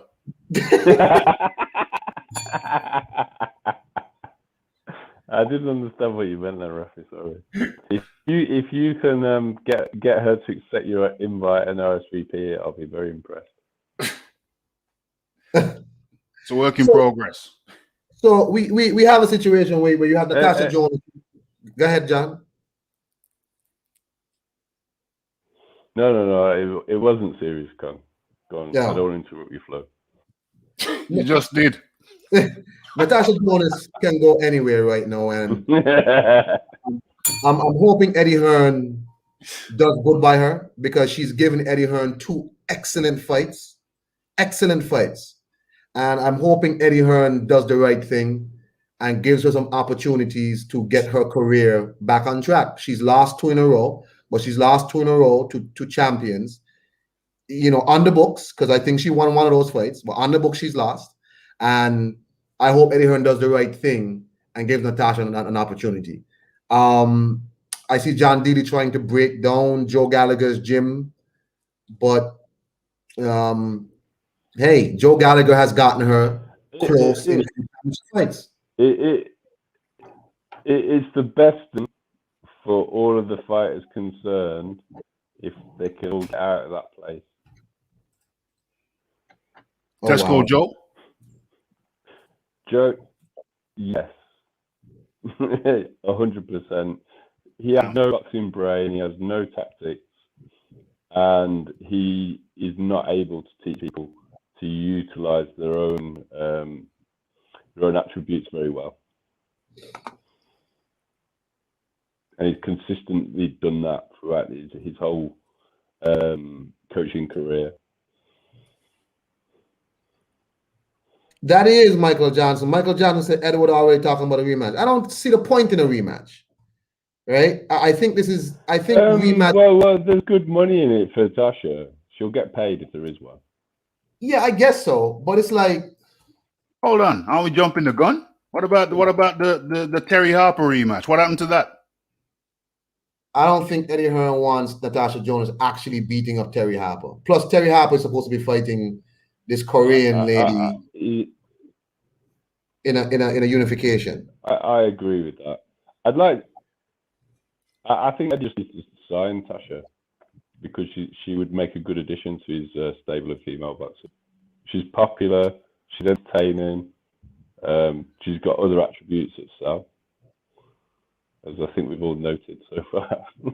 so he needs to sign her because she's not signed to Matchroom. No, and she's not. what I have seen with Eddie is you lose, but you do yourself well, Eddie will put you out again. A loss doesn't stop Eddie from owning it. No. Well, she deserves whatever. I mean, she deserves some good treatment from Matchroom. She's given Matchroom 2 excellent fights, and I'm rooting for Tasha. She's a hell of a fighter. She's fine as hell, so she looks good on TV when she's doing commentary.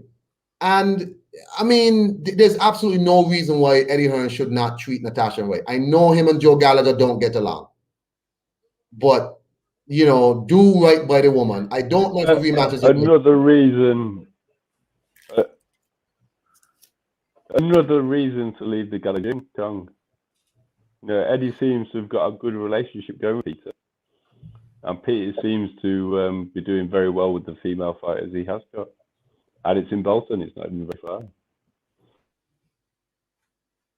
You don't like Joe Gallagher. That's the problem. Whatever Joe Gallagher did to you, I can tell you what he's done to me. He's consistently squandered talented British fighters and stopped them and prohibited them from achieving their potential consistently. Oh my God, Rafi, let's do. Anything else you want to add to this topic? Nope. No. So we move on to the main event. Let me be clear. Let me be fair. I did not see the whole fight. I saw about 4 or 5 rounds. I had to take the wife out for dinner. We had a lovely dinner. It was wonderful. I haven't been out with the wife in a long time. I started off with some salmon fritters on my end. Main course was some grilled mahi, well seasoned, by the way. And for dessert, I had some star anise creme brulee. It was a really nice night. I must say, I was out with the wife. It was really nice. We haven't had a night out in a long time because children. Yes. And them picnic don't give me no break. So it was wonderful. Have to operate in secret sometimes. That's right. So we just bust off, left the kids with the grandmother. Yeah. So I only saw 4, maybe 5 rounds sparingly, and then I was gone. I only came back and I saw people's reactions to the fight. So I'm not gonna sit here and act like I'm no round by round expert on this fight. Rafi Dawkins, Yes. Chisora versus Parker. Your opinion? Oh, what a night! Oh, what a night! My prediction was that. Let me get comfortable. Let me sit down. My prediction was that Parker would catch up with Chisora in the later rounds. How wrong was I? How wrong was I? Chisora came out like Dillian White came out against Povetkin, and he stormed him. He took it to him, and he took it to his body persistently and incessantly. He whooped that body. Didn't even care too much about the head. He'd put one up to the head every now and then. Brilliant tactics. He went at him like a bull. But Joseph Parker was no matador. So he soundly and thoroughly thrashed him. I only gave Joseph Parker round 5. I think it was round 7. Round, was it 10 or 11? Something like that. 3 or 4 rounds max.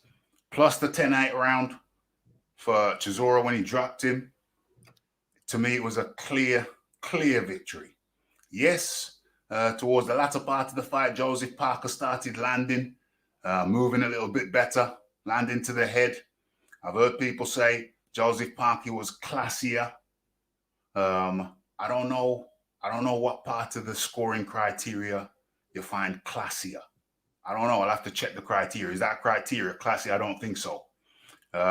Also, I've heard it said that Joseph Parker had better ring generalship. Well, I don't see how circling around with your back against the rope, getting rope burn, and holding on for dear life. To me, that is not ring generalship. That is not ring generalship. So I don't know what the hell criteria Joseph Parker could have won on, because Chisora threw more, he landed more, and he was the aggressor consistent and persistently throughout the fight, and even won the 12th round on most people's cards. I don't know how the hell Joseph Parker is alleged to have won that fight. Well, I do. There was a New Zealand judge who scored it for Parker. There was a English judge who scored it for Chisora. I think 115, 113. They're both the New Zealand judge and the English judge scored it 115 to 113. But then we had who was supposed to be the neutral judge, a Polish fella, who scored it 116, 111 for Joseph Parker. So that's where perhaps you have the madness. John Healy. Has John gone? No, I didn't hear what you said then. It was a bit echoey. Yes. Yeah. So I would describe it as a straight robbery. Oh my I God. don't understand. I noticed they were planning to rob Derek at about the 8th round because I had the Sky Country on, and they were talking up how Joe was dominating the second half of the fight, and I'm assuming that the judges were asked to judge the fight based on the amateur criteria of boxing, which doesn't score punching. But even then, it's hard to give Joe rounds based on those shoe shine combinations that had nothing on them. Didn't always, rarely land cleanly. If you were to say, were they technically executed nice punches, yes, but they were inaccurate. They had nothing on them. And the whole time, Derek is consistently smashing the body, destroying the body. So I've heard some of the men's gymnastics that have been presented today try and make out like it was a close fight. I just see that as being completely snooty, and people don't understand the value of body punching as far as I tell. As for the reasons why Sky would want to favour Joseph No Dog Parker, I've heard various different conspiracies about why that could be the case.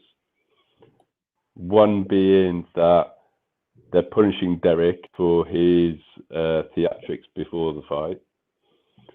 The other being Eddie is leaving Sky Sports, and so they're potentially trying to build a roster of fighters, and they consider Joseph Parker a potential star, but he won't be in the UK. I think he'll be in this situation because it's not necessarily Joe's fault that he was the beneficiary of a robbery. He was. And Derek's popular and Joe isn't. So I don't see how it does anybody any favours. And I don't see how it makes anyone any money. That's a good point. For the little bit of the fight I saw Derek Chisora giving Joseph Parker the absolute work. And I was like, Derek Chisora is completely ahead. But I know Derek Chisora goes hell for leather for about 5 rounds. And then after that, you have a chance to sort of just wear him down and get him. Right? But again, from how let me see. Michael Johnson said Chisora did what he always do, but was a lot more controlled. He also said Parker's throttle don't go past 1,200 RPMs. That's why he didn't get Chisora out of there. Joseph Parker seems like I've heard people say he's too much of a nice guy to be in boxing. Somehow he just doesn't have the ability to turn it up on somebody and get really nasty. But Chisora's style, how he bends down and how he starts to compass from his head down, it doesn't really open him up to a lot of clean shots. Some people have been able to exploit him. But when Derek's ready, he can get in on certain people. Like the first Dillian White fight or the second one? He was winning the fight, right? With that same style. So Derek Chisora, when he's really on it, has the ability to beat these type of people. But Joseph Parker, I just don't know if this guy, like somebody said today, I saw that Joseph Parker is just going to be a highly regarded journeyman. Like he's no top guy no more. I don't know what happened to Joseph Parker. I guess. Sorry, carry on. I can tell you what happened to him. I can tell you what. Well, look at how Chisora is regarded. He's regarded as a kind of high-level gatekeeper. Yeah, I think we can all agree Chisora is regarded as a high-level gatekeeper. Now, let's say that Joseph Parker did win that fight, which in no way did he. Let's say he just scraped past Chisora. Well, so that's your level. That's your level. You are Derek Chisora. He is Derek Chisora level. Huh. At best. And he didn't win. So I don't know. I don't even know if Joseph Parker is Derek Chisora level. Let that sink in. Wow. I was never sold on Joseph Parker. Early on before he won the title, I had a good look at him and his opponents who he was fighting, how long it was taking him to get Z-level boxers out there. One of the people who were fighting at the same level that Joe was supposed to be at were getting them out in 1 or 2 rounds. It was taking Joe 10 rounds. He has been a ticket seller in New Zealand and had a heck of a lot of favourable decisions in New Zealand. He's undersized. He doesn't have power. He's got a decent chin and fast hands. That's all he's got. It's not enough. It's never been enough. Like the Andrew Wiz fight was hardly conclusive. Takam was very close. You know, and And look at the Huey Fury fight he had before AJ. He's always That's been right. like this. That's right. You talk about He's my guy. always Go ahead. yes, Huey Fury. Fight's horrible Shades of though. Ali. Exactly. That's where the quote comes from. It was a horrible fight, Conga. How many times have you watched? How many times have you watched the fight back, Conga? I'm gonna Once. ask you to please just be a bit more and disrespectful. that must be one of the least sought after boxing matches on the whole of YouTube. You know, let's just call it what it is. Jesus. It's Joey. Who would you pay money to go watch Joey after this? That's the question that has to be answered. Who wants to see Joseph Parker in a fight after this performance? I don't know. I mean, It was an exciting fight.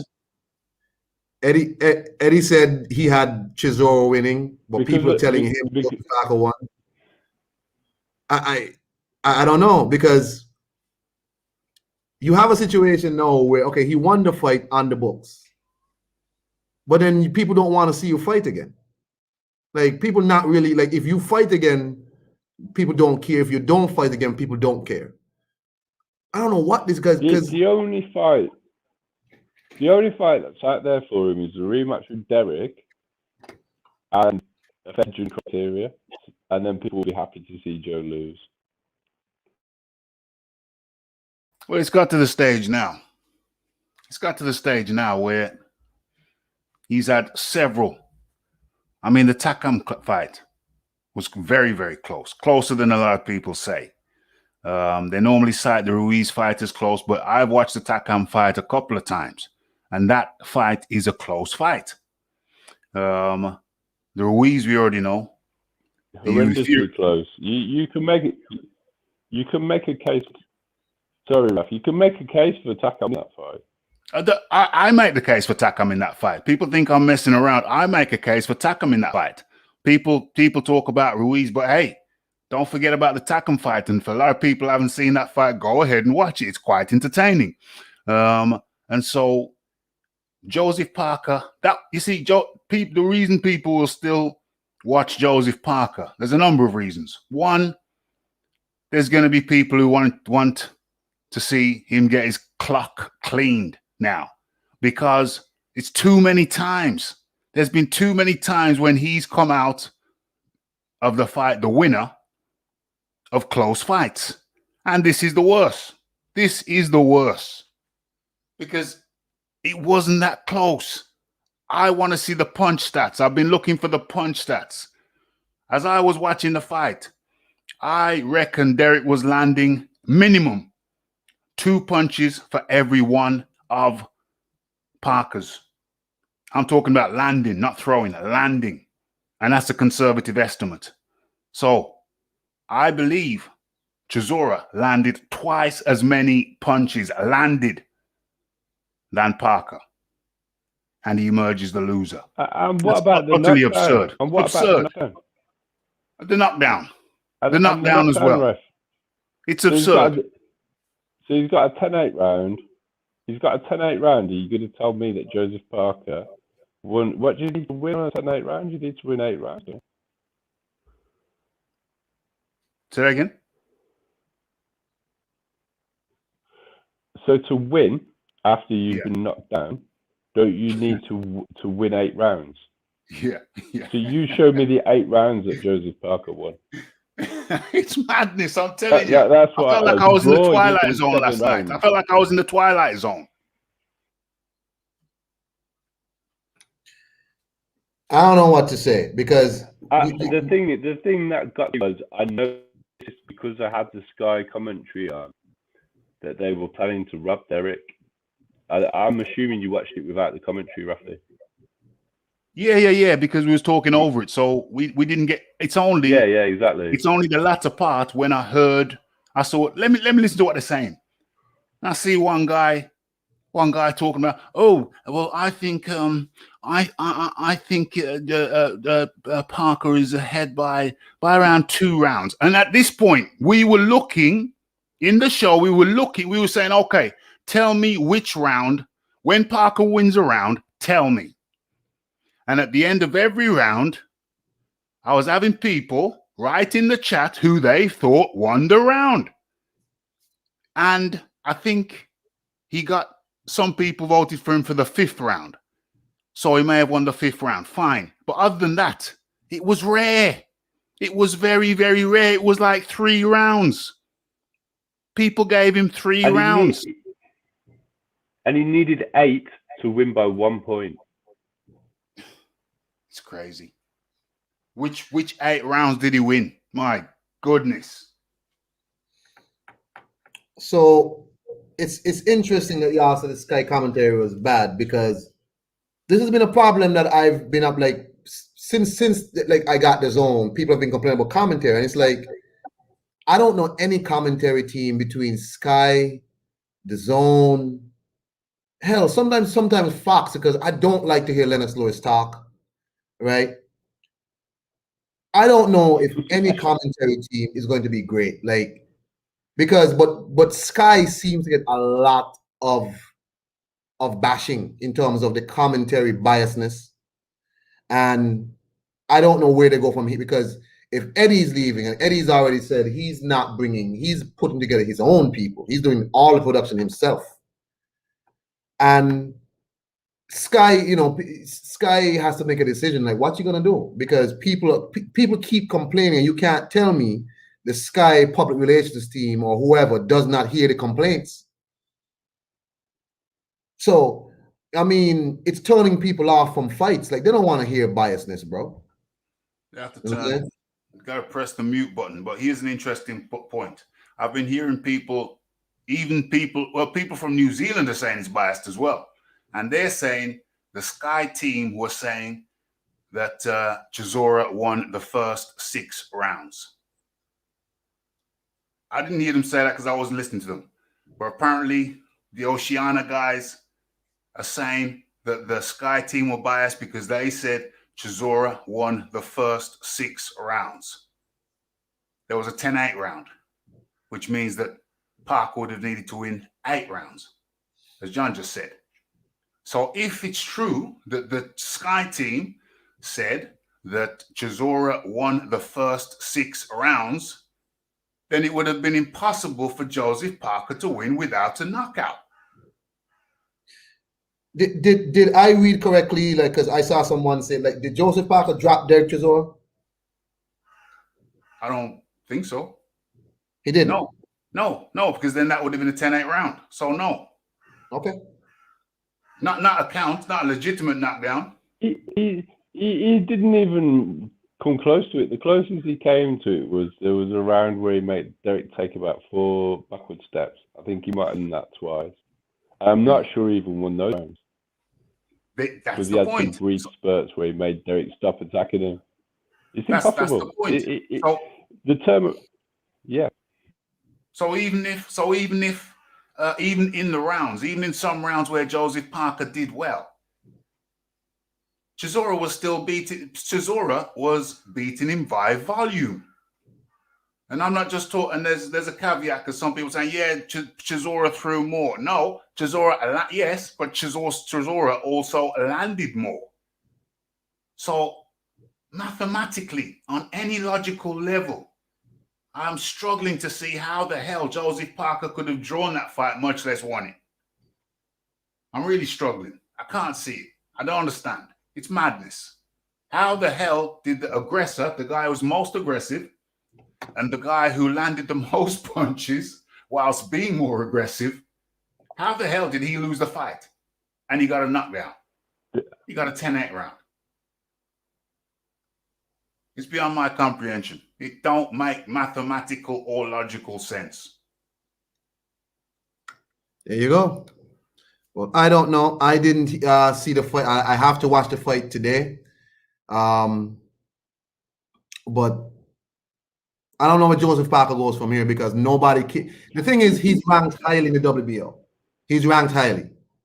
And this fight kind of solidifies him up in like the top 3, I think it's Usyk, him, and Joyce or something like that. So if Joseph Parker declines the rematch, right? Who does he fight? Because no, I mean, it's not like he won impressively, and you want to see him in another fight.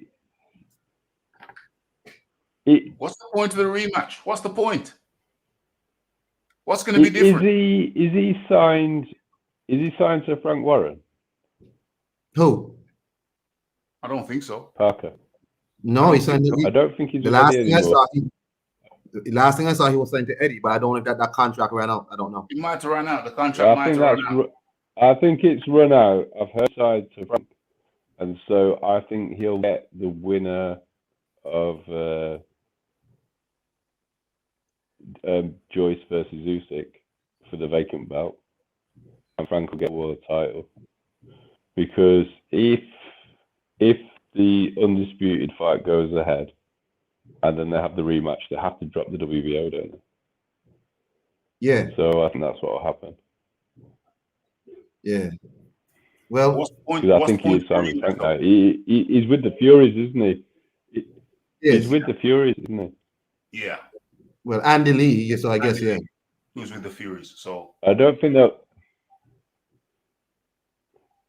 Well, he's been training out of the gym Tyson owns in Morecambe. Yeah. So Rafi, you don't think it's a good idea for the rematch? You don't see the point, you said? What's the point? He got robbed. Chisora, the 37-year-old, versus the 29-year-old. He got robbed the first time around.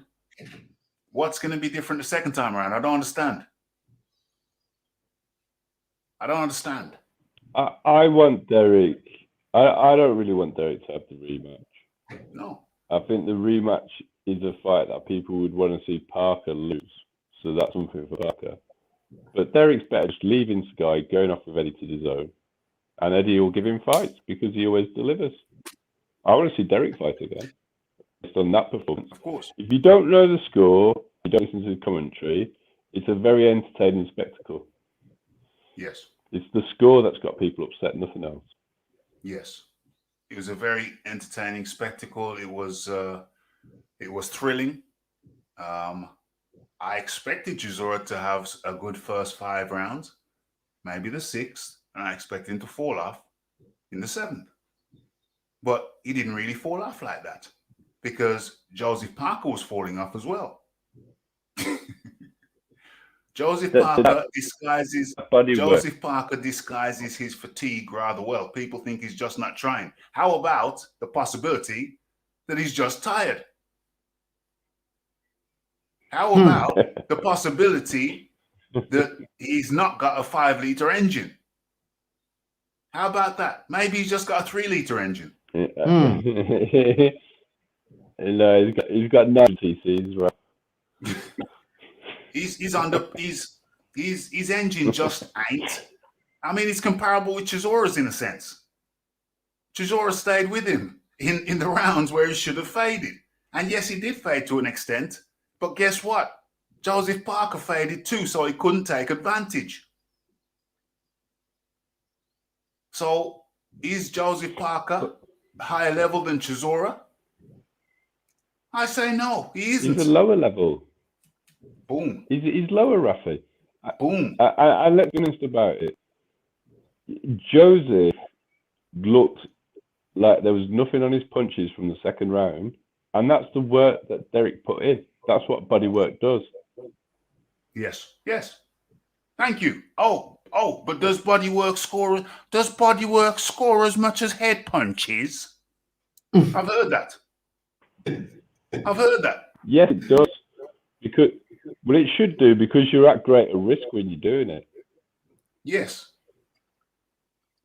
And it does. And what it also does is it saps the opponent's energy.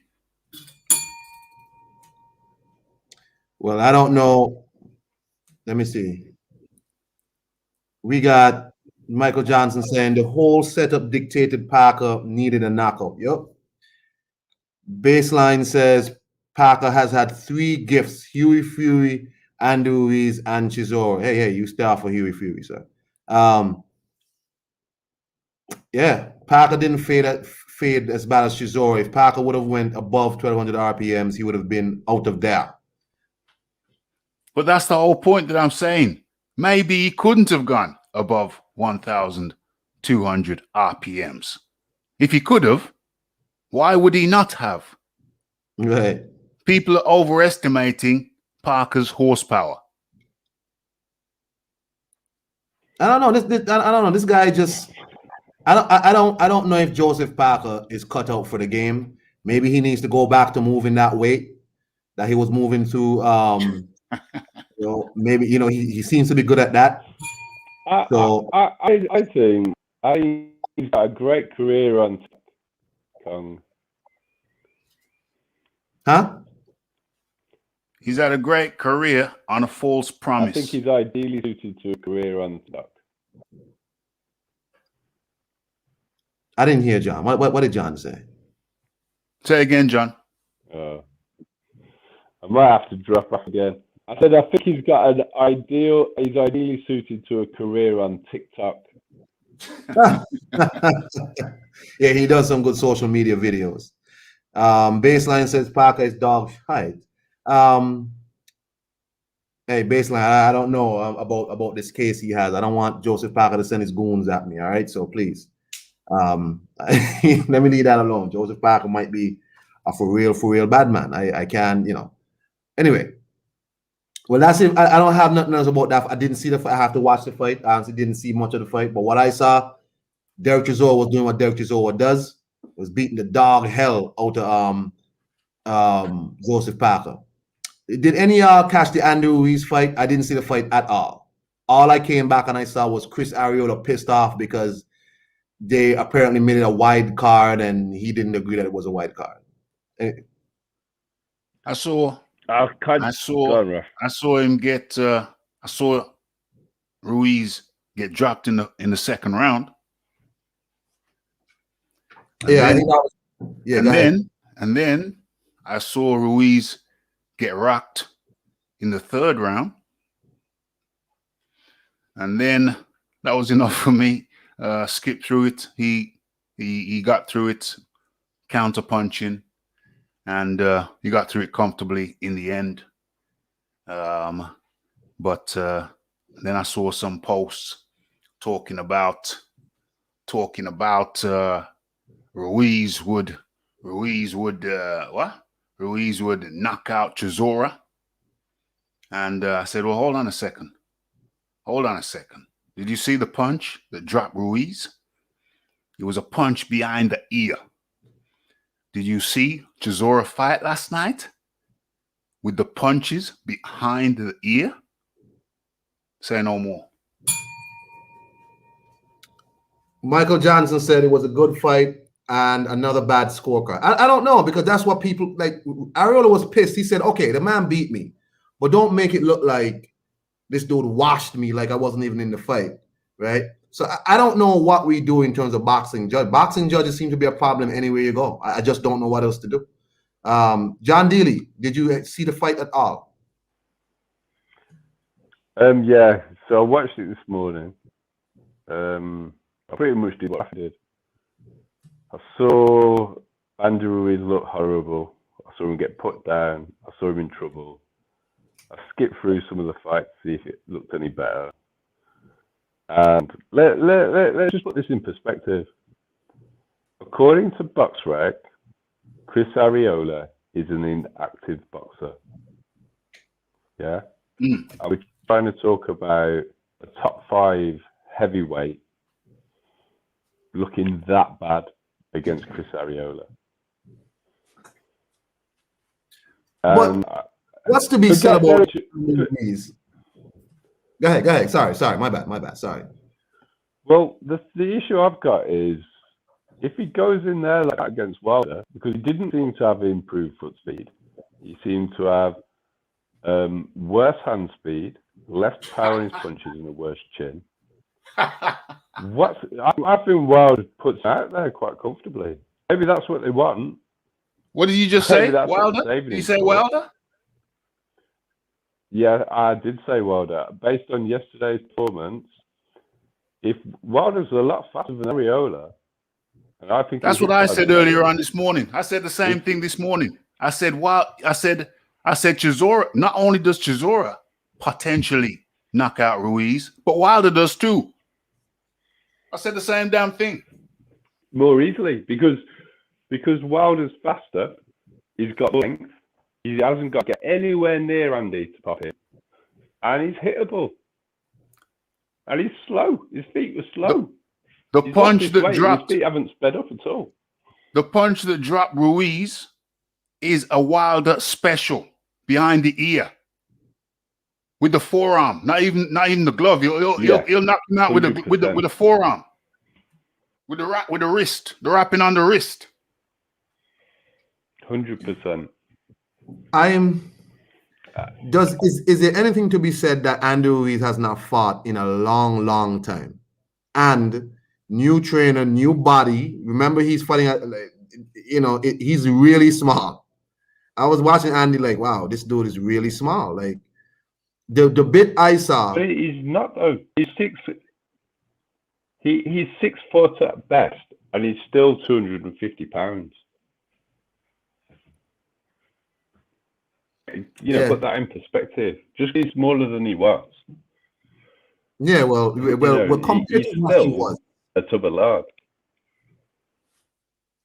Was the shot that dropped Ruiz behind the ear, John Dealey? Yeah. Look, that shot, yeah. Wilder to throw that for fun. And maybe this suits the PBC. They try and build Andy up as a credible opponent for Wilder, so they can bring Wilder back. I mean, I can see that in because he looks horrible. And the shot was behind the ear. The shot was behind the ear. Does Ruiz need more fights to get more acclimated to boxing again? Because he was is it that he need more fights, or this is y'all think that's just what it's going to be? I think the way that they've tried to slim Andy down is clearly the wrong way. He looks weakened and hasn't improved any speed on it at all. So I don't know what they've done. I don't know how they've gone about it, but it's not the right way. The right way is to let the weight come off very gradually, not quickly, and most of it come off through physical activity as opposed to diet, so that his body adapts to the things that you're asking it to do. So he needs to be doing. I don't think Andy dieting. I can't imagine Andy dieting. Well, how else has he got that weight off, Raf? You think he's doing it from graph? Because if he's done it from training, why is his feet so slow? Why has he got no pop? Why do he look like he had no energy? Well, maybe he hasn't been training properly, and maybe this is the first time he started training properly. But my point is, the weight loss should be predominantly coming from physical activity. Now, I think they've restricted his calories for him to get that weight loss. That's what I think. That looks like someone who's been on a starvation diet to me. You think they just kept Ruiz in a fat camp basically just to get that weight off? Well, it's the only thing that explains his total lack of punch resistance. I mean, let's be honest. The punch that he took in Saudi Arabia from AJ that split his eye, that was a much heavier punch than that one that put him down. And he was in trouble again as well. Placement of the shot. Placement is a factor, Rafi, but the second one wasn't behind the ear, was it? And that had him buzzed all over the shot. And Chris Ariola doesn't hit hard either. That's true. And there was no improvement in foot speed. He was still slow. His hands looked slow. So he was trying to get jiggy with the feet though. Yeah, but it wasn't. But to me, you see, this is what I'm trying to say. If he's lost, what's he lost? 2 or 3 stone. Yeah, so he's looking like 30 pounds or 37 pounds or so. Let's say 2 stone. Yeah. Right. Now, if you'd have done that through repeatedly done that through doing foot drills, I would expect to see faster feet. because not only have you lost the weight, but your body's adapted to the stimulus that you've given it, i.e. moving your feet quickly.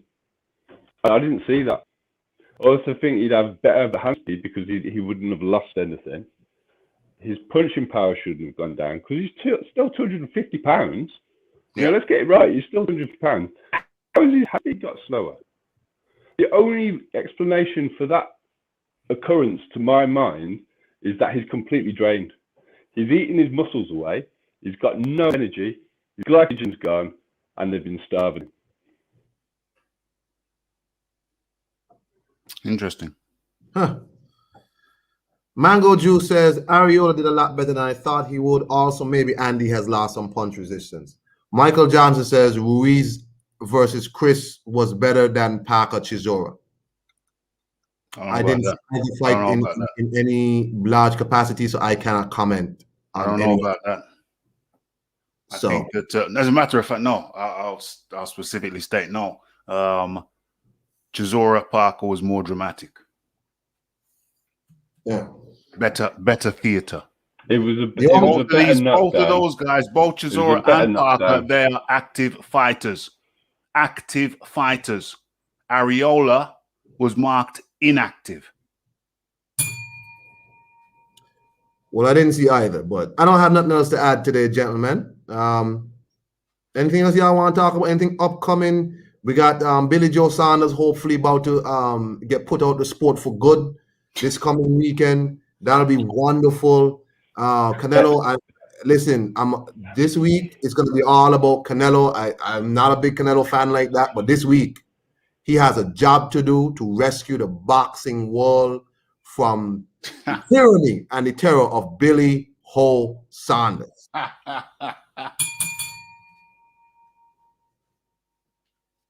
That's it for me. Well, I can wholeheartedly sign up to the sentiments and I can get on board with that 100%.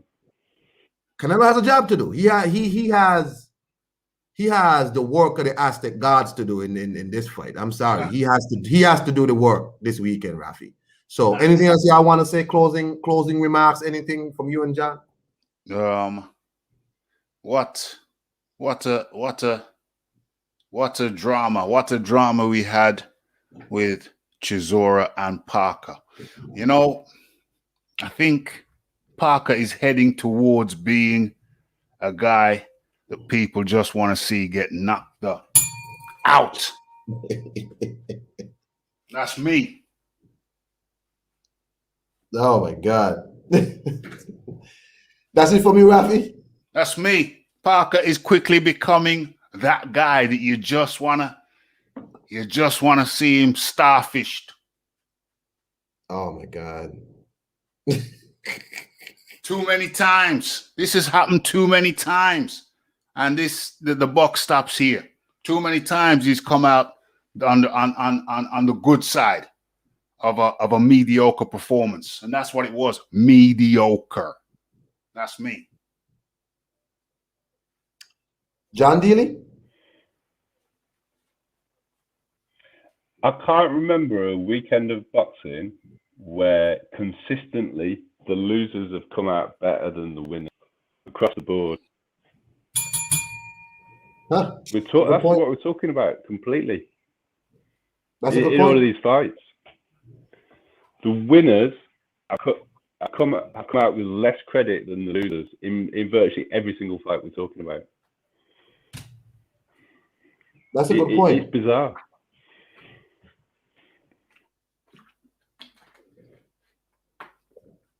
That's it from you? I don't want to see. I want to see Billy Joe ended like you do. But yeah, that'll do for me. Yeah, that's it. But you're right though. We got Craig Richards, who people know, look at it in a different light. Jonas, who people want to see more of, definitely. You got Chisora, who people think won that fight, and you got Ariola, who put down the former unified champion. It's a hell of a weekend. But boxing got sorted itself out. The UK boxing scene got sorted itself out because we've seen some strange decisions. And I know people, I don't want to put in just the UK because you see these bad boxing cards all over the world. but you've had them pretty consistently over because the UK has been doing consistent cards through Matchroom.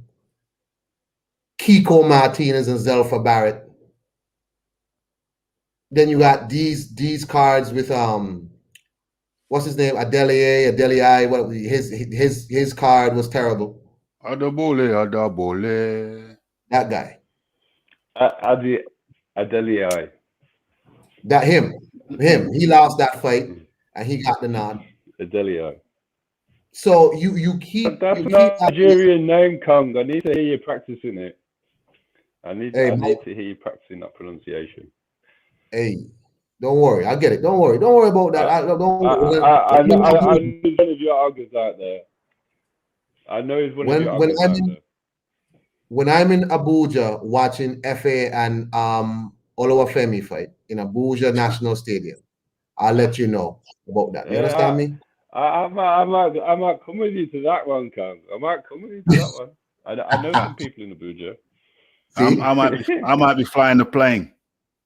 Hey, I'm with you, but I don't have nothing else to add. Thank you all for coming through, man. Thank you all for coming through. John Dealey and Rafi. Make sure y'all subscribe to Rafi's channel, probably one of the best channels on YouTube. I got to tell you. Appreciate that. Thank you to everybody on who come in the chat. Michael Johnson, what's up, man?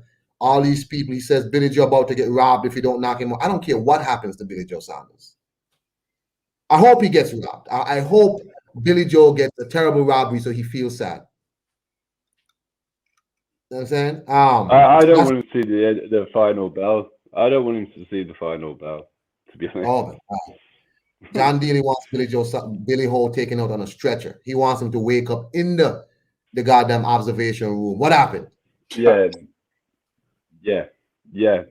That's what I do. What's happened?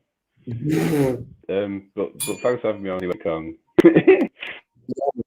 Yeah, man. I'm gonna go home now. I'm gonna go watch this Chisora Parker fight, and I'm gonna watch the Andy Ruiz fight. I didn't get to see any. So peace out to y'all, man. Y'all have a great day. Take care. Yeah, man. Peace to everybody in the chat. Thank y'all for coming through again, man. Thanks, Kong. Yeah.